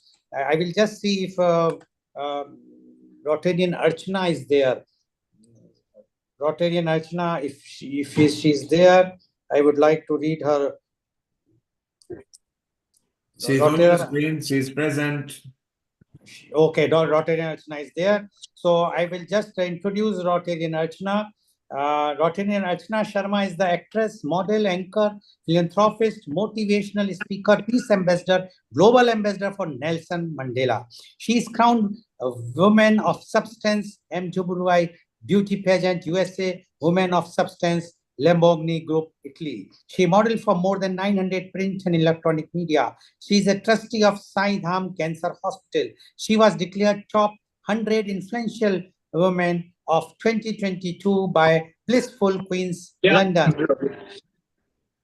She was acclaimed with more than 350 national and international awards for rendering selfless community services. She is woman on mission to eradicate cervical cancer globally. She till date imparted education to more than 2 lakhs, that is 200,000 plus women residing in rural and urban areas about cervical cancer. One of the 700 personalities in the world to write tribute message to Nelson Mandela in tribute book House of Commons, UK, along with renowned dignitaries such as President Barack Obama, British PM Tony Blair, McCartney, etc. She is honored twice by governors of Maharashtra. She is the brand ambassador for Human Rights and Anti-Corruption Foundation of India. She is the face of more than 900 brands. She is honored by Mumbai Police for her contribution and support to police department. Welcome, Rotarian Archana Sharma, on this show, very, very important show, although you are earlier also the part of this show, so you know very well this shows which goes globally under this Healing Our Earth, and Mr. Neil Kumar and his team is doing wonderful job every week, coming out with a new topic. And Rotarian Archana Sharma, you have heard all the top doctors of different fields in cancer. They have given their views. You being a trustee of a very prestigious hospital at Shirdi, and the best part is that your hospital is performing surgeries free of charge to the poor patients, for the poor patients, whosoever is going there. And this is something very noble cause which you are associated, and you are associated with so many other philanthropies work. We would like to know from you your views about the cancer awareness. Rotarian Archana Sharma, please. Jai Hind, global namaste to all the wonderful human family, and thank you so much for enlightening so much knowledge on cervical cancer and other cancers. My main agenda today to bring to enlighten all people here is that we need to talk about importance of menstrual hygiene. Because what happens when you don't have importance of menstrual hygiene awareness, this leads to cervical cancer, it leads to your breast cancer. And woman is the creator of this universe. So we need to have a mission which I started, is known Healthy Womb, Healthy Nation. Because the womb is healthy, the nation will be healthy. Because woman is making the nation. So we need to focus on creating awareness, not only in the urban areas, but in the rural areas also, where medical awareness does not reach. We are always focusing on giving treatments, on giving sessions, awareness sessions, talks on urban areas, but we do not focus on our 80% population will live in the rural areas. So my area focuses totally to bring awareness, mobile vans, if we can all work on it and take these vans across to the small towns of our states and create awareness to the girls who are going to become the future, who are going to create a new future for all the nations. And we can educate them what you need to do in those 5 days. What is the precaution when you have stopped your menopause to these underprivileged women who are residing in the villages, in small towns? And we can definitely work on a mission of eradicating cervical cancer. Second important factor, which I feel, is that we are creating still a taboo that cervical cancer is an untouchable disease, which is still not. There's a lot of lack of awareness. If we can create social messaging films, which can be displayed in the theaters, can be given education to the girls at a very young age in their education institutions, this will create a lot of impact of cutting down the cervical cancer death rate and the other cancer death rate, which is on a high spree because of lack of education, lack of importance given to this subject, which is so important. And I plead to one and all, let's unite to make this world a healthy world by giving the woman the power of bleeding healthy, giving her the power to talk about the subjects openly, and also to doctors to please move to the rural areas and let us impart education to that sector which is lacking the most in today's society. Mr. Goel, you're doing a wonderful philanthropic work, and along with Mr. Neil and all the other people are doing amazing work. But I think the most important aspect which we do not look into is if we only nurse the surface, we're not nurturing the roots. And the cervical cancer, everything starts after when you stop your menopause. So what woman lacks knowledge, okay, once I've stopped bleeding, I've delivered my baby, everything is done. And that's the time when a womb does not get proper nurturing. And then it starts leading to all the other aspects with the renowned doctors have already given information about it. So my humble request to Mr. Goel is that please create awareness on menstrual hygiene at a very young stage, where we can all write to the education department. If this subject can be incorporated to the children at the very later stage of their education, like, where in A standard, they get to know what is menstrual hygiene, what is cervical cancer, what are the different types of, preventive measures can be taken. Because what happens in our country, we believe in prevention and cure, but we do not believe in creating awareness and detection. Detection camps are very, very low in this country. Prevention camps are many. Everybody has a preventive camps. But why cannot we not have a detection camp? Let detect it, prevent it, and then cure it. There are three aspects which can reduce the cervical cancer death rate, the breast cancer death rate, and also we need to understand we are one platform voice for the health ministry to create educational programs and mobile vans. As we have fought polio, we have fought HIV, we have fought tuberculosis, why cannot we not fight against eradicating cervical cancer? So this is my message. Yes, Rotarian Archana Sharma, you have very strongly appealed, and I'm sure this appeal should go a long way. But my only thing is, as you mentioned about the polio was eradicated with the help of an NGO, and that is Rotary Club. Everybody knows Rotary International played a very important role. That's exactly, I'm going to come to my second segment. Yeah, you being a Rotarian yourself, don't you think that NGO can also play very, very strong role, important role, along with the doctors, as Dr. Gupta has mentioned, that the stage 0, when if we will pre-cancer stage, if we can detect, as you rightly said, then definitely the cancer deaths can be reduced. What do you say about this, So that is what I was coming to, Mr. Goel, to second part of association. Association with the schools, association with the NGOs, association with the government bodies, and association with the ex-health retired officers can create a huge impact of reducing this deadly disease down in urban and rural areas. What is happening is that we are passing the buck on. Okay, if the health ministry doesn't do it, why are we laying back? But it is the Rotarians, it is the NGOs who are like, your Rotary Club and my Rotary Club, who are trying hard to create this message globally. And today, if you realize, Mr. Goel, there's an international Rotary which is seriously taking the subject now on their priority list. Initially, cervical cancer, breast cancer was not taken on a priority notices. It was okay, fine. TB cancer was taken, lung cancer was taken, blood cancer was taken. But when it came down to the creator of the universe, nobody was serious about it. Even till today, there are very few NGOs who believe that the womb needs to be given its right to be healthy. Because if the womb is not healthy, Mr. Goel, the nation cannot be healthy. And if we're talking about eradicating diseases from this country or from any other country, you have to first nurture the root, that is the womb of the woman. If she gets proper nurturing, as a seed gets a proper nurturing, proper manure, same way the womb gets proper medicines, proper nutrients, proper hygiene, proper cure, definitely we will be building a healthy nation. So my request to... Sorry. Please go ahead. Please go ahead.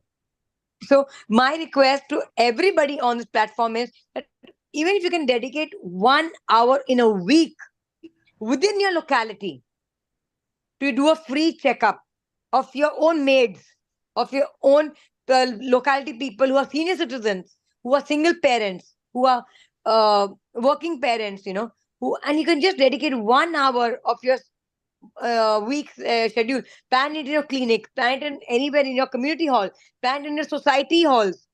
If doctors are there in society, each society has a doctor. If these things can incorporate within the society level, within the vicinity, definitely the awareness will be on a larger scale, and NGOs will obviously be a helping hand.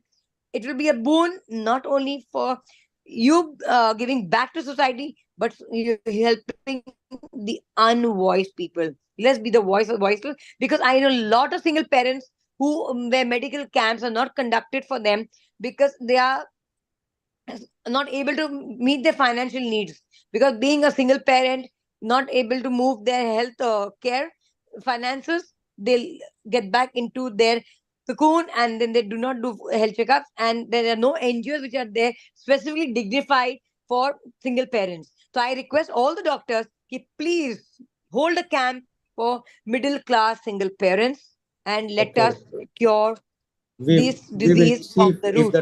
If the doctor is there, we can take him also, take his views. But I think we can see the hand raised by Miss Mala from London. She wants to ask some question. Yeah. Yes. Yes, please.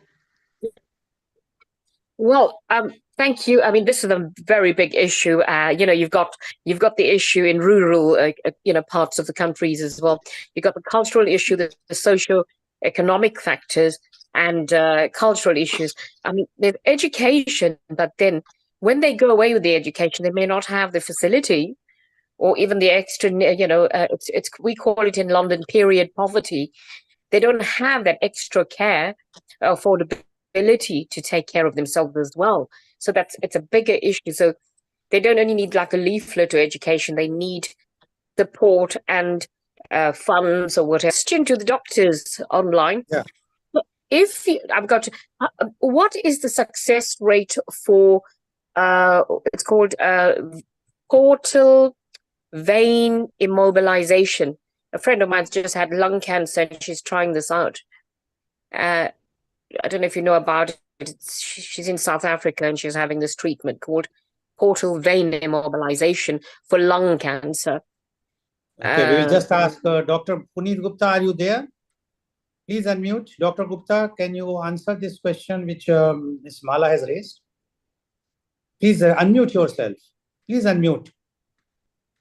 Please unmute. Yeah, go ahead. Yeah, please. This, embolization we use, basically, embolization is a simple procedure where one goes in a non-open surgery. You do not have to open up the patient. You approach one of the feeder to the cancer, and and you try to put either a drug, or otherwise you can simply stop the supply to the tumor by putting on some beads or some granules, and which can be simply made by starch. And if you put some beads, and they can be even radioactive beads, so that if you put radioactive beads, then the treatment is become costly, because it will cost around 13 lakh Indian rupees. Whereas if you just put let's say drug beads, it will cost around some 10 lakh. And if you simply put the starch beads, it will cost only 1 lakh. So then it is a very, very cheap and very economical procedure. So as per the requirement, the protocol, the disease type, so whether you want to give yttrium 90 beads, radiation beads, or you want to give chemotherapy beads, or you simply put the inert beads which doesn't contain any drug or any radiation, then it is very, very economical. Miss Mala, have you got the answer, or you have Yes, thank you. I just got one more question for Doctor, and thank you to all the doctors that gave us showed us how to go and get checked and try for prevention. But say, for instance, you don't have cancer, or you don't know if you do have the cells or anything. You're fine. There's no symptoms, and you just want a checkup. I just need to go now. By listening to everything today, I feel like I should take more care of myself. And I don't know if I've got symptoms or any cancer cells. How would you know, or how can you see, or for the experts to see that there is cancer, there's signs of it? How can you explain that to me? Because I really want to go and get a checkup now. Yes, doctor. Yes, see, very simple. The most important thing we must know, if you have no symptoms, no body problems, then what we technically call it is cancer screening.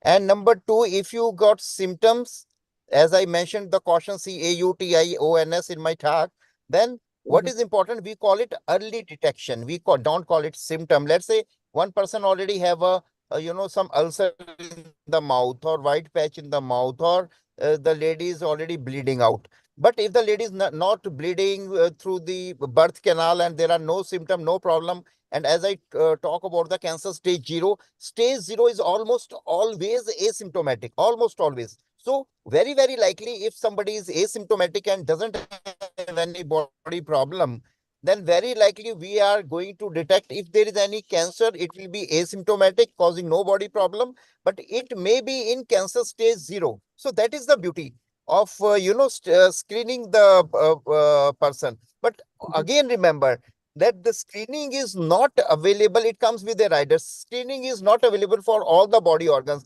Let's say for brain tumor, we do not screen. For, let's say, what we call, let's say eye cancer, there is no screen. And it is only for head and neck cancer, for breast cancer, for prostate cancer, for colon cancer, where there is, what we say, the studies have proven that the screening and detecting at stage 0 will make a difference in the survival. Then only we recommend. Otherwise we don't recommend it. So let's say as I told you, for brain tumor, there is no screening is not recommended. You cannot say, no, we will do the CT brain of whole of the population to detect the cancer brain. No, we can't do it, because no studies have proven that it's of any benefit. So even for, lung cancer, we don't do any x-rays. People have no x-rays simply available. You do x-rays. We don't do any x-ray because x-rays have not shown up any benefit in the study. So we do a special CT scan of the chest, but only for very heavy smokers. Because for low smokers or occasional smokers, irregular smokers, what we say less than 50 pack years, we do not do any cancer lung screening, or we do in a very, very low frequency. So for occasional smoker, let's say we don't do any screening. So that's very important factor is that the screening guidelines for different cancer is different, and all the body organs, that's the human body contains around 200 type of cell types, as I told you, 200 types of body organs, but we don't do screening for all of them. Thank you. Oh, wonderful. Yes. So I'm sure that Ms. Mala, you got your answer, what you wanted to know. Yes, Dr. Lakshmi, would you like to say something? Dr. Lakshmi Vyas? Please unmute. Yes, I mean, you wonderful talk by all the doctors. It was fantastic. I mean, and it gave me a lot of information on how one should take care of. And it also went into the nuances of the cancer problems and issues. And I really appreciate all the speakers and the doctors. Wonderful lectures. Now, regarding cancer by itself, my only question is,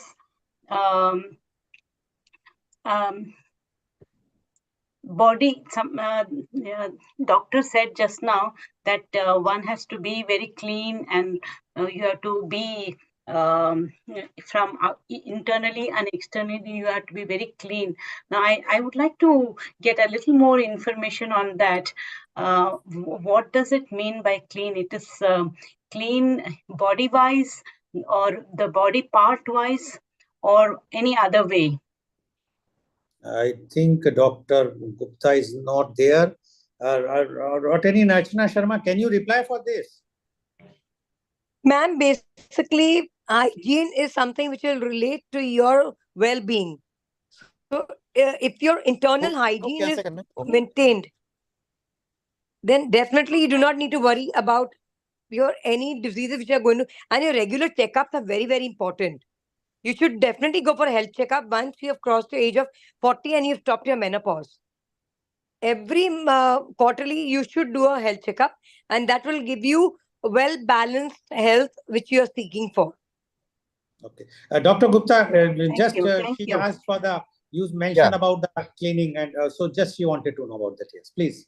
Yeah. See, the word screening means when you don't have any body problem, then we do the screening. Screening, actually, I will not qualify more as you asked the question. Sometimes what happens, let's say now the science is going in screening, we are also including what we call as the blood test, which we do for some cancer genes. Let's say breast cancer gene 1, breast cancer gene number 2.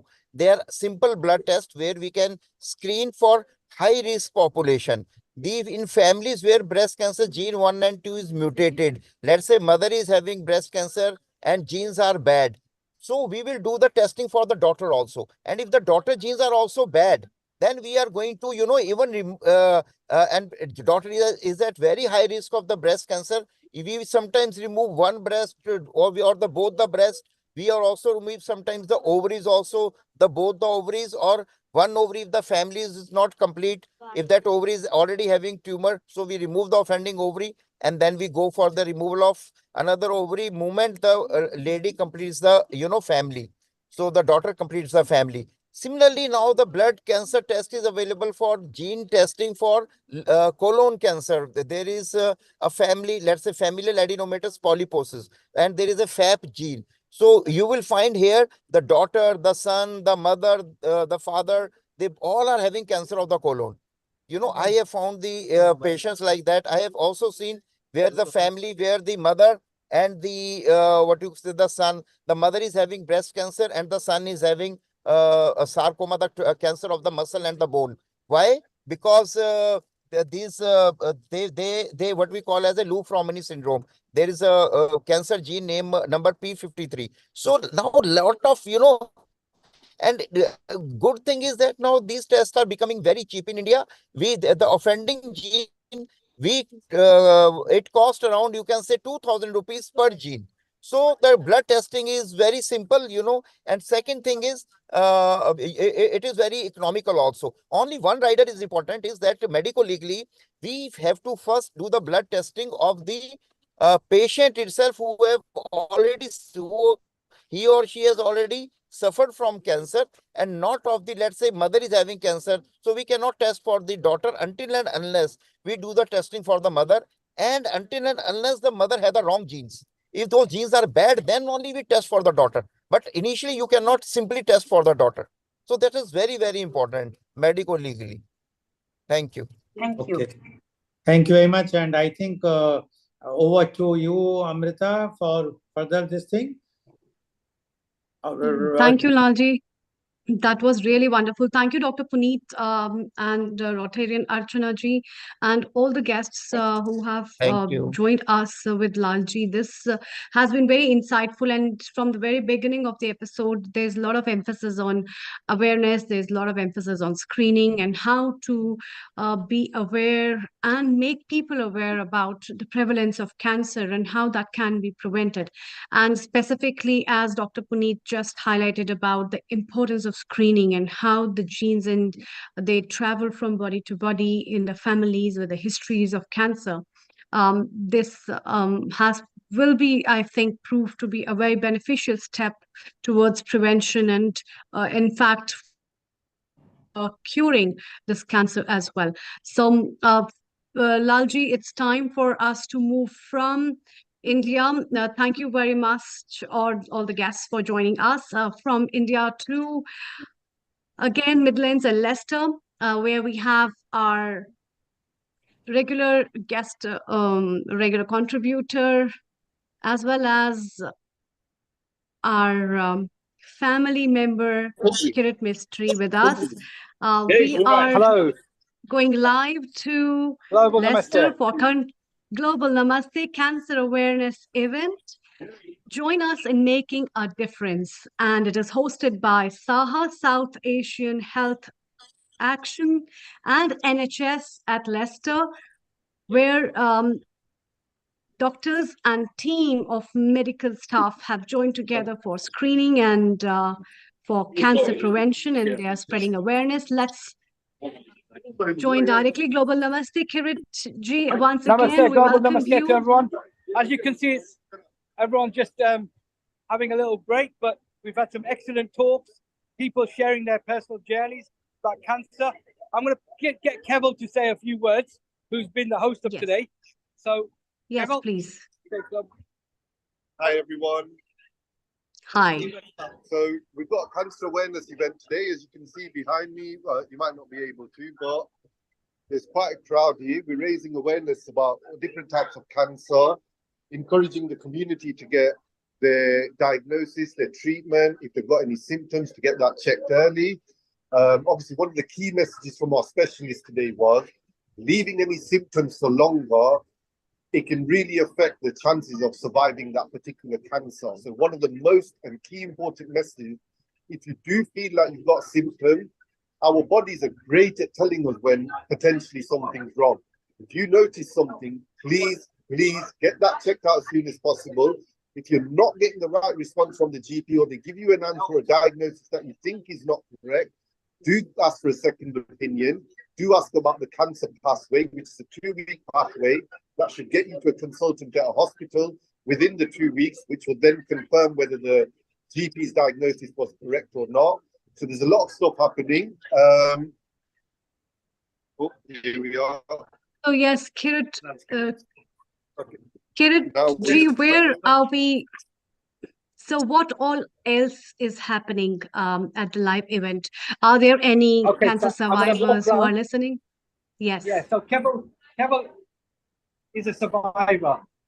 He is Yeah, I was diagnosed with aggressive cancer in 2022. My treatment lasted through most of last year in 2023.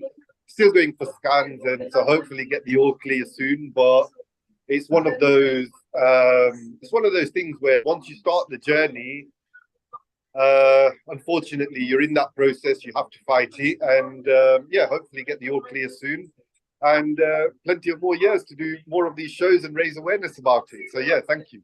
So I'm going to walk with you and show this.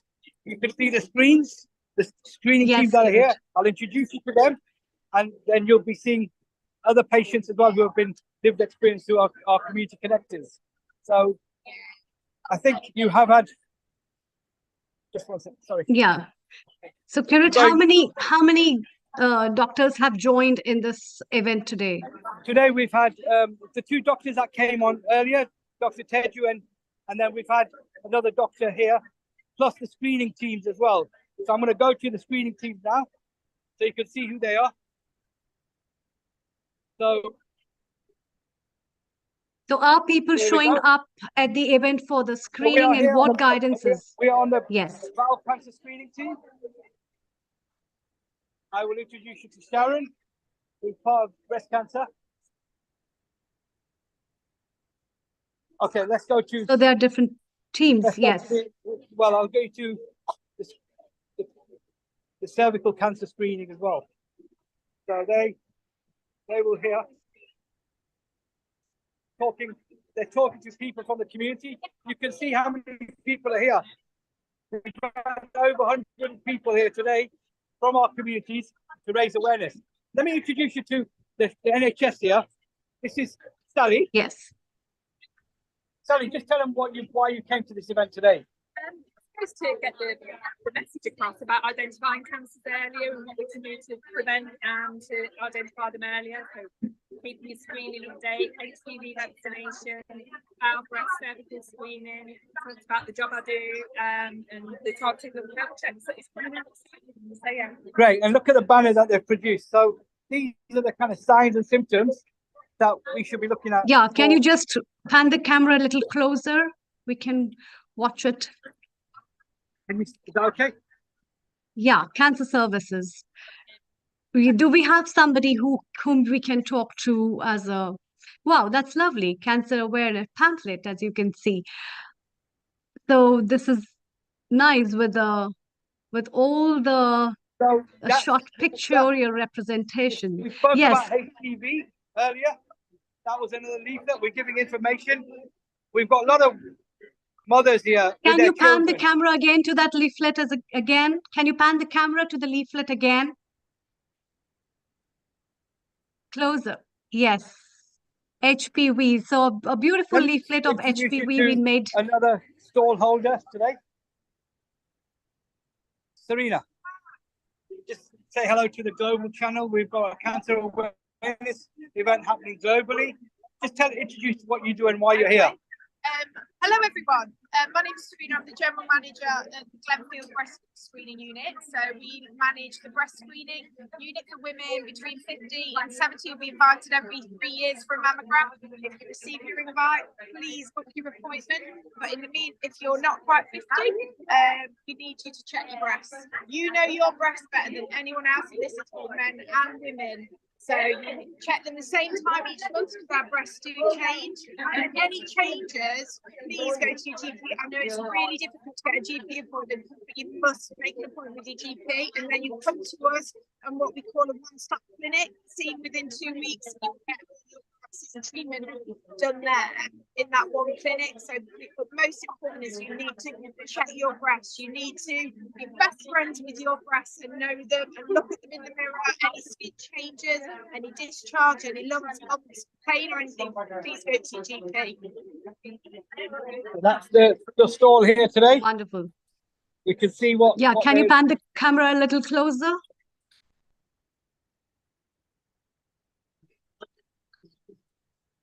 As you can see, So there's I different think there are pamphlets. Yeah.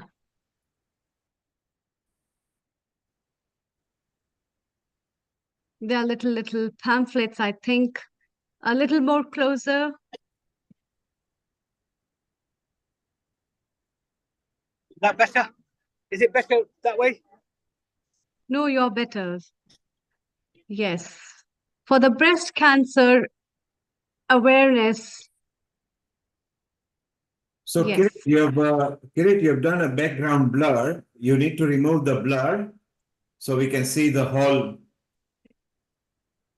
And Kirit, can you do landscape, please? Landscape, sorry.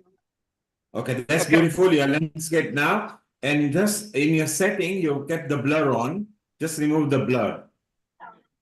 Oh, yeah, 1 second. So that's beautiful. Amrita, where Kirit is right now is the Midlands of United Kingdom, which is like Madhya Pradesh in India. And this is a very serious outreach. You can see a lot of people still coming.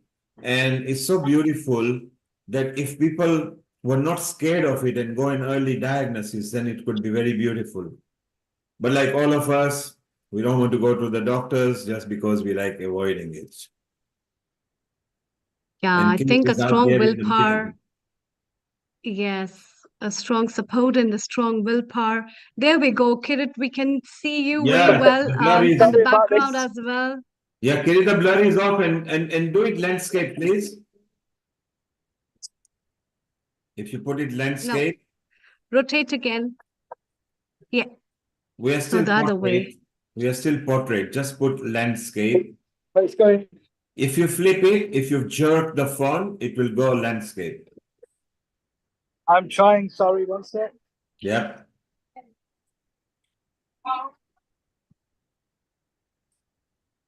Just, I've got somebody here all the way from Nepal who's been studying here.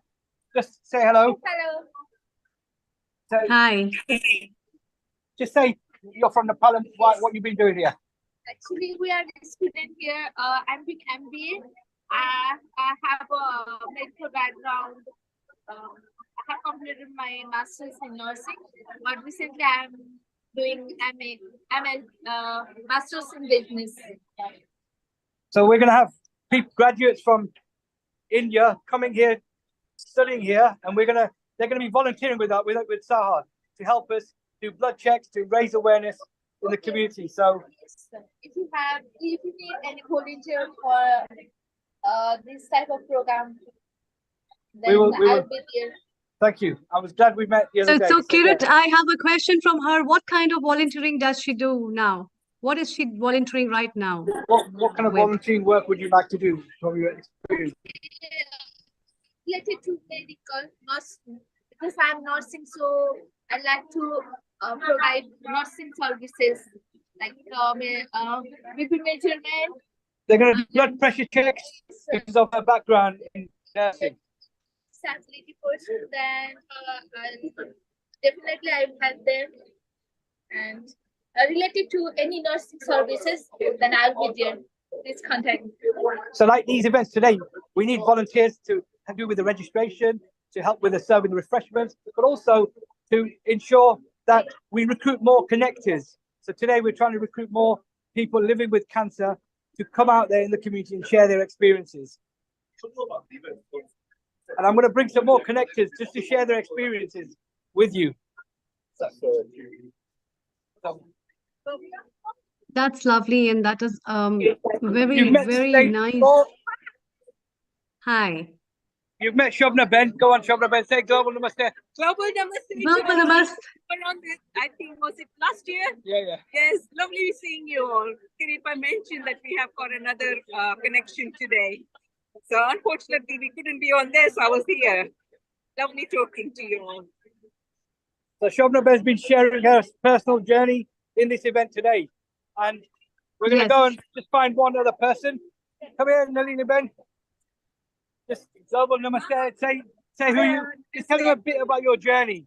I had an ovarian cancer. I survived, but I'm okay now. And with Kirit's help, I'm happy now.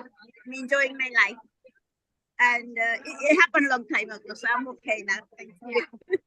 So we've got people with breast cancer, bowel cancer, ovarian cancer who have been sharing, and then Keval with lymphoma as well. So this is what we're doing here, raising awareness so that people go home and talk to their families. Start having conversations around cancer. The C word is a taboo, like the speaker spoke about today. We need to address the stigma and taboo within our communities. Yeah, Kirit. Yeah, we can see an overwhelming response, and a lot of people are registering. And yes, there's a lovely lunch as well. I think. Person. This is Deepa. Deepa, just say where you're from and what you do. Charity that supports people living with cancer and their families up to 3 years post-treatment, but it's not medical, it's more to do with the holistic therapies and treating the whole person, and he's the manager of the charity actually. So we offer treatments like massages, Reiki, aromatherapy, reflexology, counselling, emotional freedom technique, and workshops as well that people can come to or join online. So it's really about the well-being of the person and supporting them on their recovery. Right. While you're eating, this is the manager, Valerie. This is going out globally. So just say a few words about. Fabulous, thank you. You can speak Gujarati if you want. I'm just going to put the camera right in front of me. So we are in Leicester. We cover the whole of the UK though. So even though you may not be able to physically come to the centre, you can still join us through our activities online. We've got an online platform. You can watch some recipes, some really nutritious videos for you to learn how to cook certain dishes. There's meditation on there, there's yoga, and some self-help techniques as well. But also the educational workshops that we've run, some of them have got Zoom access, so you can learn from the naturopath, the lady that talks about essential oils. And you can learn from me. I do emotional freedom technique, and on the other occasion, I talk about stress management as well. So this is open to everybody. It's absolutely free. we want to help more and more people, but we also need more support. So whoever you are out there, if you can just go on the website, just a pound is fine. Anything that helps, anything to keep us going and provide more help for everybody. Thank you. Thank you. Amazing. What is the website people can connect to? What is the website address? The website address is www.togetheragainstcancer.org.uk. We're only a single charity. We don't have any support from the government, so we only rely on the donation from the kind public. So that's Together for Cancer. We have two charities, Hope Against Cancer, who's also been part of this event, and SAHA, who's organised this event today with our connectors. They're the ones who have organised this event because they wanted to share their personal journey, and we've had some really emotional testimonies, which the community who now listen to will go back and start talking more about cancer. So it's been a successful event. You know, they've been here since, while we were online earlier, they've been here since 3 o'clock, and we're finishing at 7 o'clock. So everyone's now just having dinner, so you can see the food. Indian food. So we've got some light refreshments, and yeah, it's been a great day. And you can see Tejo. Yeah. Namaste. It was lovely to have you. Namaste. It was really lovely to have you. Thank you so much for the information.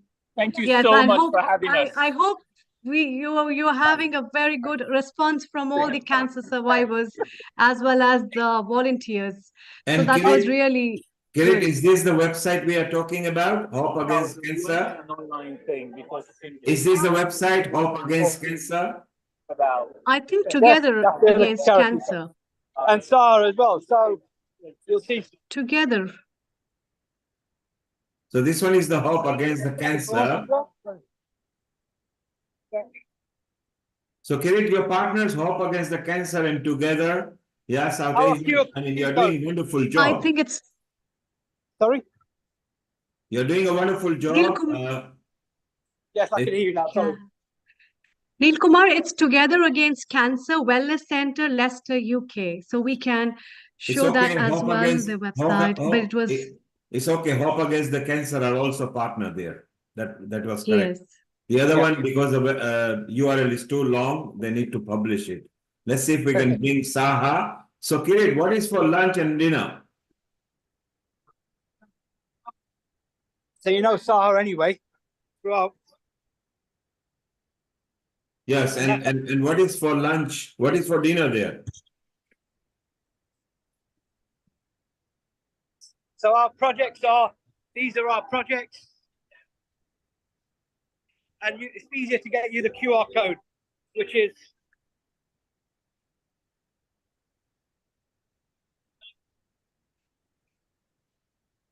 And then we do stuff on Neil is asking about the dinner. What's in the dinner as well? Neil is asking about the dinner. What is in the dinner? What's served in the dinner? Oh, we've got... in fact, let me go to... We've got salad. We've got... oh, here we go. Look, you can see it better. Keval, what's the dinner? Oh, we've got healthy rice, we've got healthy salad, roast potatoes, samosas, and a bit of chili chutney. Yummy. So yes, chutney there as well. So guys, I think it's the event's going to announce. We're going to, after refreshments, we're going to give presentation certificates to all the connectors who have been involved, but also the stakeholders who've been supporting. So that's what we're going to do next. Lovely. That's really nice. We, I think, had a very good glance on the live event with Kirit Misri, who have been showing us how important it is to know about your health and giving importance to your health. And so many organizations, so many volunteers, so many health experts are involved in this. And what a lovely event, along with the dinner that makes you cherish up the events of your life. And I think we also have a lot of cancer survivors who have sharing their histories, and that can become a big lesson in the chapter for so many people worldwide. So, Kirit, are we having something else before we move to our next guest?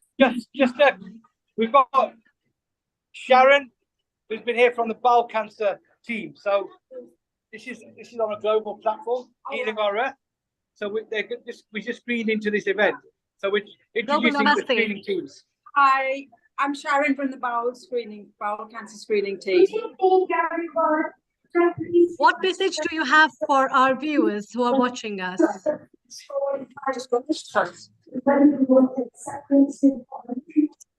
Sorry, I didn't hear that. It's quite noisy there. What message do you have for our viewers who are watching you live? Thank you. The main message is definitely when you are within the screening age, which is 54 till 74, and you receive the bowel screening kit to check your stool, please make sure to check it and come and see us. Even if you have normal bleeding, it's quite important that you check your stool and come and see us, because we can find cancers early, or we can just let you know that it's absolutely fine, whatever bleeding is there. But the most important thing is to ignore the taboos and do the screening. And one more question before we move further. People are very much reluctant on the issue of screening and knowing about it. So what do you think? How will you encourage them to show up and volunteer and become the examples for those who are sufferers of that? What advice do you have for the people? We do understand that obviously playing with the stool sample, not playing, but using a stool sample to send the stools, the fit kit in is a big taboo. We are trying to encourage people. We're sending out kits at the moment to use with gloves and plastic bags to hold the stool that you can flush, then they are properly flushable, and trying to make it a bit more easy to use and more focused on that area, which is what's stopping people from doing the screening. Thank you. Thank you. Thank you for joining us. That was really lovely. Yes, Kirit ji, we are having some other guests. It was a lovely team of doctors, and what a wide scope of things has been covered in regards of cancer, may it be breast cancer or bowel cancer, or it can like the HPV, and especially for the vaccination, a lot of drive. I think the event has covered all the facets of cancer prevention and awareness. What is your take on that for today's event? So I think you've heard from everyone today, from the doctors, from the consultants. There's some excellent work going on here in Leicester. The key message from this event is we need to talk more. We need to reach out to any effects in your body that you're not sure of. Go and get checked out. Early screening is important, and getting the early diagnosis.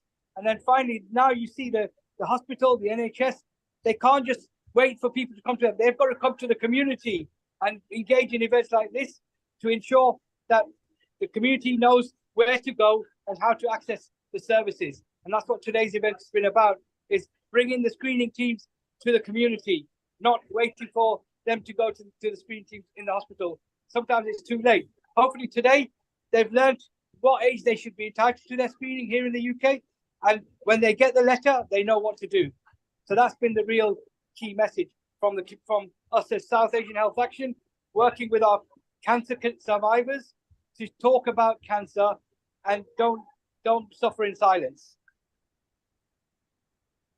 Wonderful. That's very, very, very nice, in fact. And it puts forward in a big determination in front of the volunteers, as well as the doctors and the family members who are the caretakers, to put all these things into light and bring real hope for the cancer people and the patients who are diagnosed maybe at any step, but they find, yes, there's still a hope to live and to live life at its fullest. Kiran, before we move to our next guest, are we moving out to some other aspect, or you're showing something else? I'm going to give you a couple more survivors to talk about their journey. Just to give Sure, definitely. Yeah. Because that's one of the very important things. I've got one person here. People get empowered by listening to the stories of the cancer survivors. Right. So this is Usha. Namaste to the global people. Namaste, everybody. Tell them about your story, a bit about your journey. So I have been fighting cancer since 2009. It came back after 8.5 years, and then it came back after 2.5 years, and I'm currently in remission from triple negative secondary breast cancer in my lungs. So hope for the best, and I keep on fighting. But I am fine now, everybody. But it's been a hard journey. She's a fighter. She's one of our star connectors who's been raising awareness, and really, she thought she was not going to be here, and she's still here. So they're not waiting. There's no room up there for you at the moment. You've got more work to do here in the community. That's right. Yes. Wonderful. Saha Group has given me so much confidence to talk about and to come to terms with my own journey, and I cannot stop talking about it now. Right. So this is Usha Ben, who's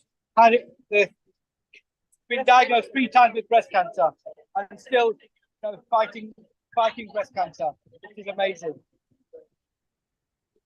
And I'll give you one more person who's also lost somebody who, Vanaben.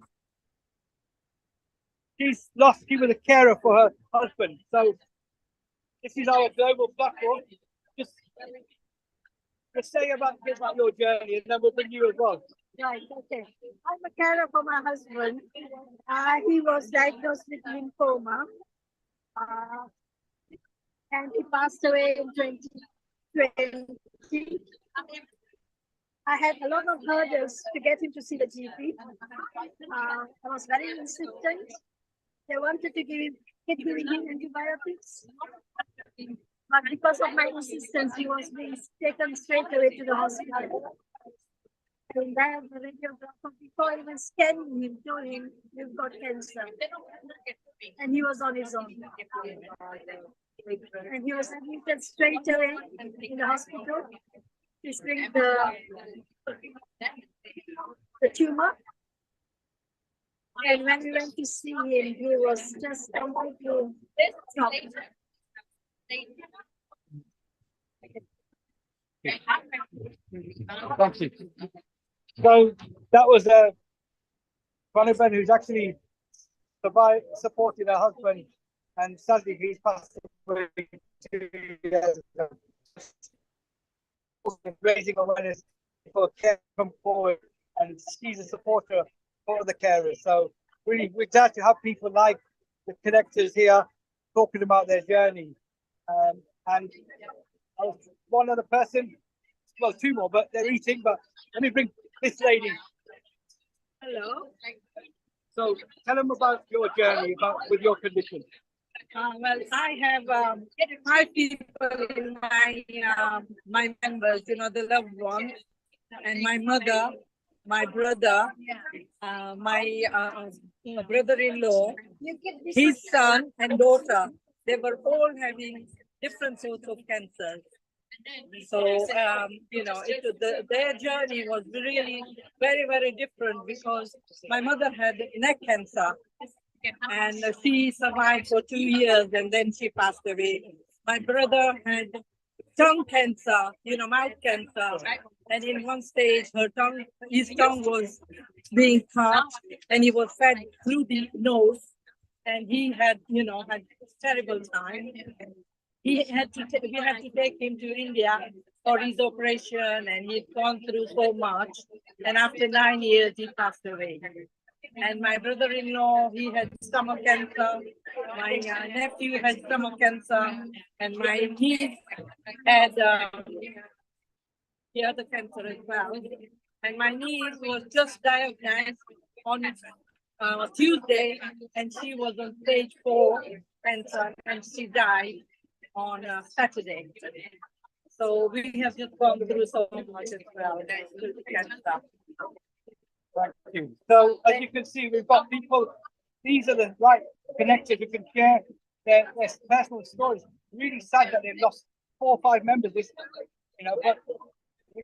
but they still want to ensure people get their diagnosis early. So thank you for sharing that and also being here. Thank you so much. Thank you. So, yes.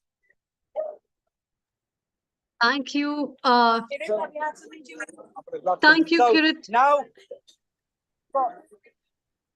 I think it's about,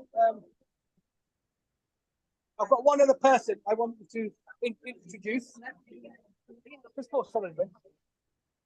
Okay, we move from there and then one more person and then we should finish. Whom you want to, yes.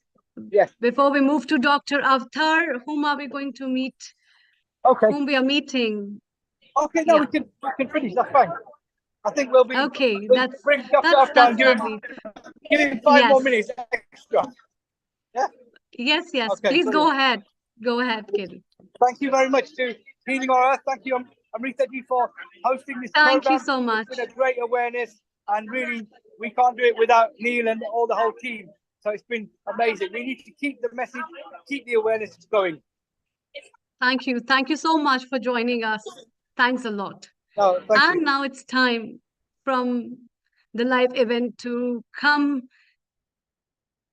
move further, and we have our guest, Dr. Avtar, who is an Ayurvedic practitioner, and we will know from him some aspects of and the perspective of Ayurveda, of cancer through Ayurveda's eye.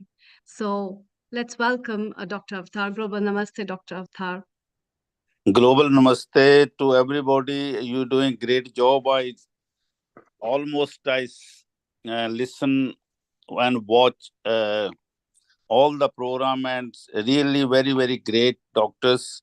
They are all cancer specialists, because I'm doing study for the cancer for a long time in Ayurveda. Not so many people doing.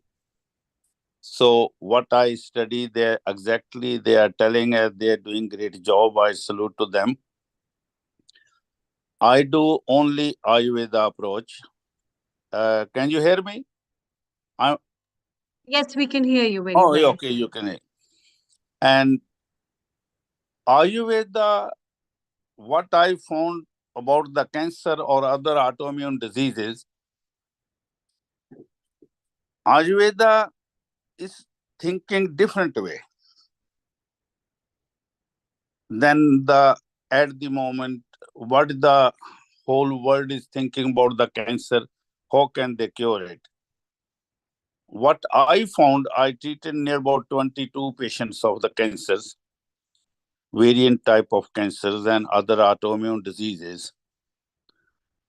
What I found inside our body, if we look after our system on time, before we detect the cancer, before we find the cancer, then cancer not come in our body 90%. We can save ourselves. I think first, like other all cancer doctors, they told we have to be tell the word, teach the word, how can they stay healthy? How can they protect from the cancer from their self? Same thing I tell every my patient, anything start changing in your body. Dr. Gupta, I think their name, they doing a lot of great job, and he mentioned a lot of very big speech of then I listen all. They take 5 years to appear the cancer. Cancer actually started 5 years ago. Then the cancer, when they come, then is very quickly fast they attack on our body. 100% I'm agreed with them. But if the person or anybody, I educating my patients or anybody in my videos, why not we do it different way? Once a year, doesn't matter health authority doing the checkup or not. We make our health budget now. Like in UK we are living. I telling so many people like this idea. Last month I went to the cancer. I was the chair in the Dubai conference, and also my paper, so I would read there. They like very much. We don't have to wait. We cancer detected in our body. We have to be prevent ours. At the moment, whole world is 60 to 70, 80% is toxified. What kind of food we eating, air, water, everything in our body, so many things we are suffering now. But what we do, the big mistake, anything become the problem, we start searching on the Google, searching on the YouTube, searching on the WhatsApp, asking the friends. Sorry, my little bit health is not very good from last 2-3 days. And we have to be think now, we are not same like a 40-50 year ago. Hardly people get the cancer or diabetes or any other disease. Now, between at least 5 to 6 people, they have something. 7 people, they're suffering from something. Why? Because they delayed too much. Our body is very intelligent. Our system is very intelligent.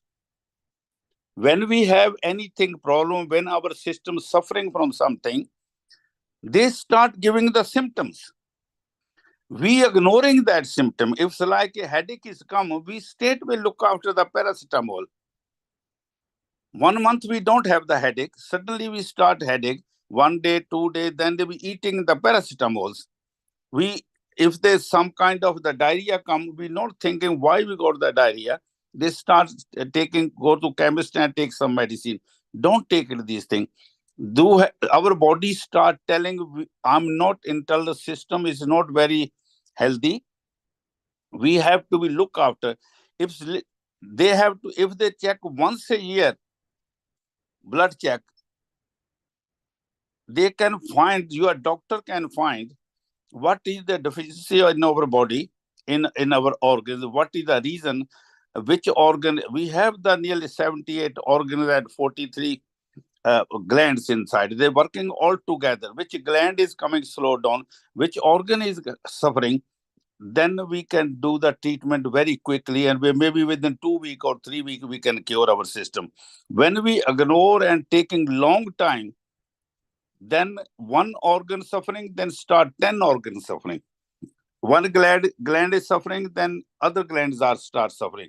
This is the reason a lot of people getting big problem in their body, cancer and other diseases. They are not the very not dangerous in the beginning. In the beginning, it is curable. Cancer is in our body, is detected in our body when the cancer cell have in our body. Our immune system, when they go down, then the cancer start giving problem.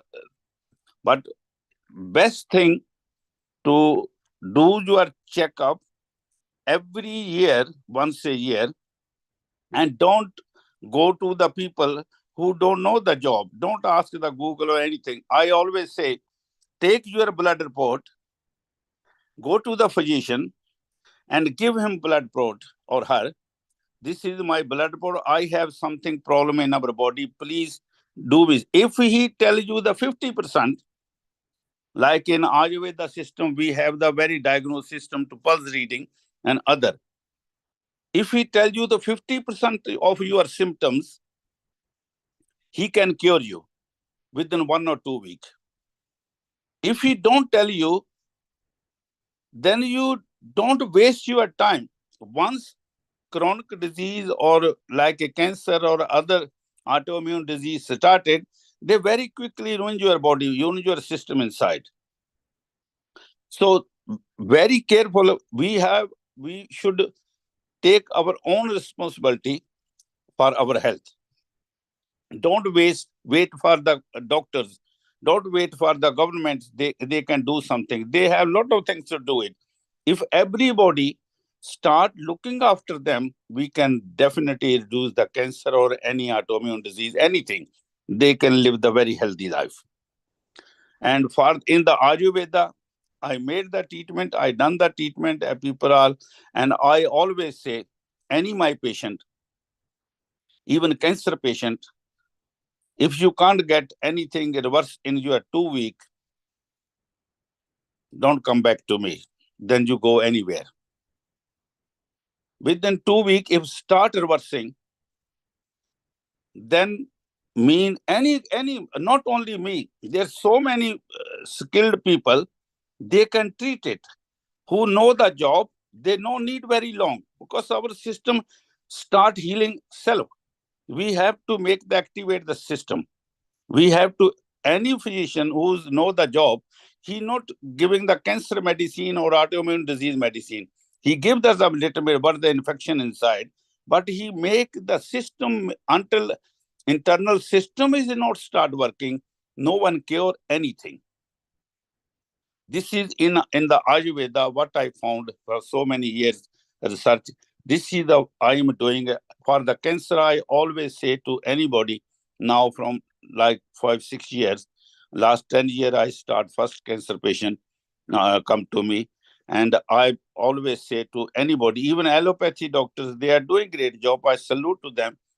If we work together all together, then no need to so many chemotherapies or so many other things. They're lot painful, that one. Everybody know who suffering with the cancer or who the family suffering with that one. Until our internal system is not start working, no disease can cured. This is my belief. This is my research, what I'm thinking.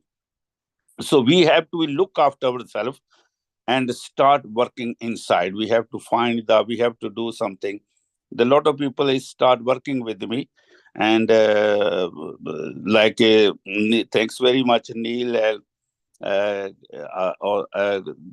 Kirti ji and Ms. Sharma, and I really always thank you very much. You gave me the chance. If anybody asks me any question, want to ask me, I'm happy to give the answer. Thank you, Dr. Avtar. If anybody want to ask Ayurveda, me, anybody ask me any Ayurveda question. Insight.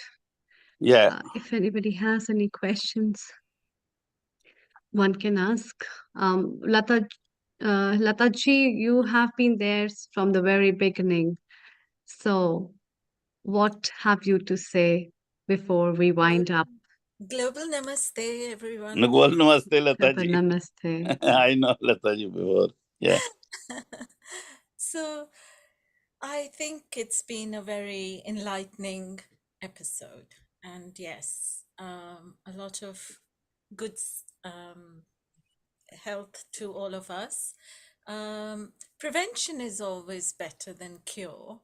And holistic measures, natural therapies like Dr. Avtar is talking about, his research. Kudos to you for all your endeavors.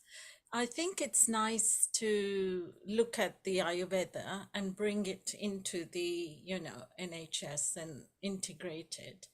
And I just think being sensible with our diets and not getting into vices such as smoking, alcohol, and sugars, and just teaching people, from a very young age to be in control and what the benefits are. Tell them what it's going to actually extend their life, give them a better, existence, make them happier, joyful. What are they looking for from life? So then all those things will be provided by looking after our health, because that's number one. So then showing them how to be intelligent, wise, and then work with all the other medical staff, bring them in to the school to give educational lectures and information, because all families, don't open up. There's a lot of taboo. This is the biggest problem. If anything problem come, they should open. They should find. They should don't hide anything. This is the natural. So many people are suffering. That is our people are more suffering than other people. They hide so many things. But then and why do they hide it? It's because yeah. What is the problem behind it? What's the underlying? You are 100% right. They're hiding. Even I tell you one case I done, Alzheimer. That Alzheimer case is, I got video, everything, but they not allow me to put on that one. There's other reason when I found that one. That person, when I came to me, if anybody know what the Alzheimer patient, he was suffering from the dementia, then they go to Alzheimer, diabetes, and blood pressure. They all control. When I thought, no, we don't want to tell them. I say, he's okay now. He's doing gym. He is playing the games. He is everything he's doing. He's talking now. I got a video. He himself saying, I'm 100% better now. He wrote so many letters to me. I got all the letters. But I say, think about how other people suffering. If when they got it, this one message, then they can save their other people's family. I made the medicine for that one as a completely Ayurveda medicine. I done nearly 8 months treatment. There's no any side effects. You are happy now. Let the other people. But no, this is between our people. And now at the moment, I'm doing one case in the Canada. That woman, they are Canadian citizen and white people. We can say not racist or the other way, because we understand each other. She born 8th of August 1924. That patient, nearly 100-year old. Wow. And she have only Alzheimer from last 15 years. She had the blood cancer, skin cancer, breast cancer, rheumatoid arthritis, kidney, blood pressure, thyroid problem, and intolerance of the food. That woman, when somebody else, my patient, recommend my name in the Canada, I not seen her. I diagnosed her on the telephone only.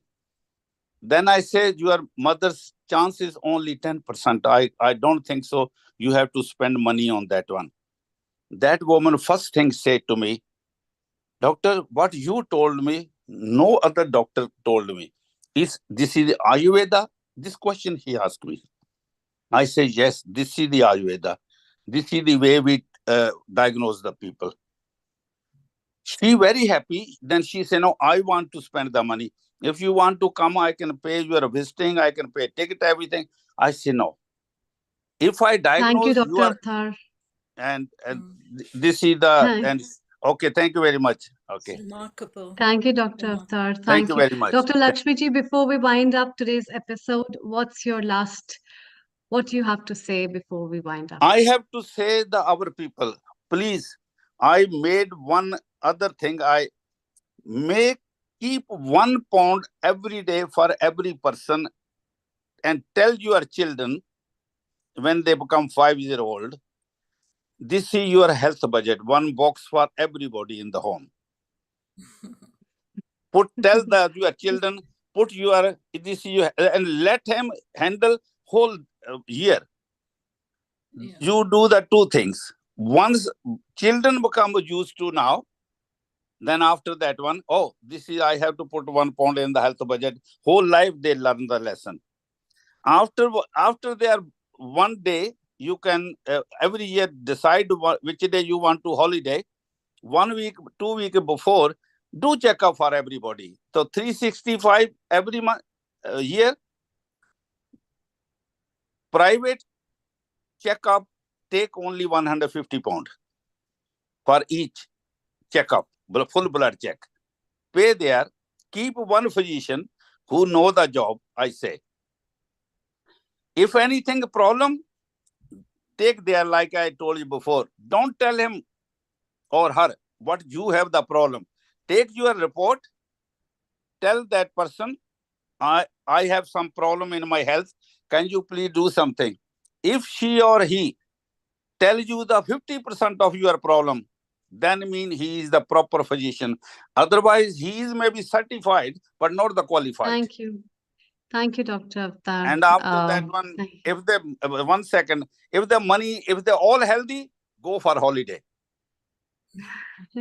You save the money for health and holiday budget, okay? So this is the, if we... Very good advice. Thank you very much, okay? Then we can stay healthy, no problem. But Dr. Lakshmi, let's have your words every episode we work on. Mitaji, you have to say something. Dr. Lakshmi, please, your words, and then we move to Mitaji and wind up. Yes. All the lectures, all the speakers were very good. And I would, and the Ayurveda part of it was also very good, because Ayurveda definitely helps to recover much more faster, and it is not very harsh also. At the same time, I just want to say that I had 3 friends in the last couple of years who went through difficult times. One had a breast cancer, one had a throat cancer, and the other one had, I don't remember the name, 3 of them. But all the 3 of them have recovered. And when I went to Mumbai, this time I met them, we had treat together, we had tea and everything together, and they're back to their, how normal. So we can keep a positive approach also, that, okay, we can get better.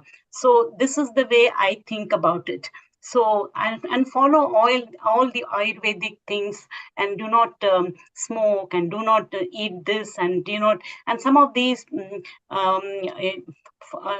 principles, if you follow, I'm sure that we can overcome this problem.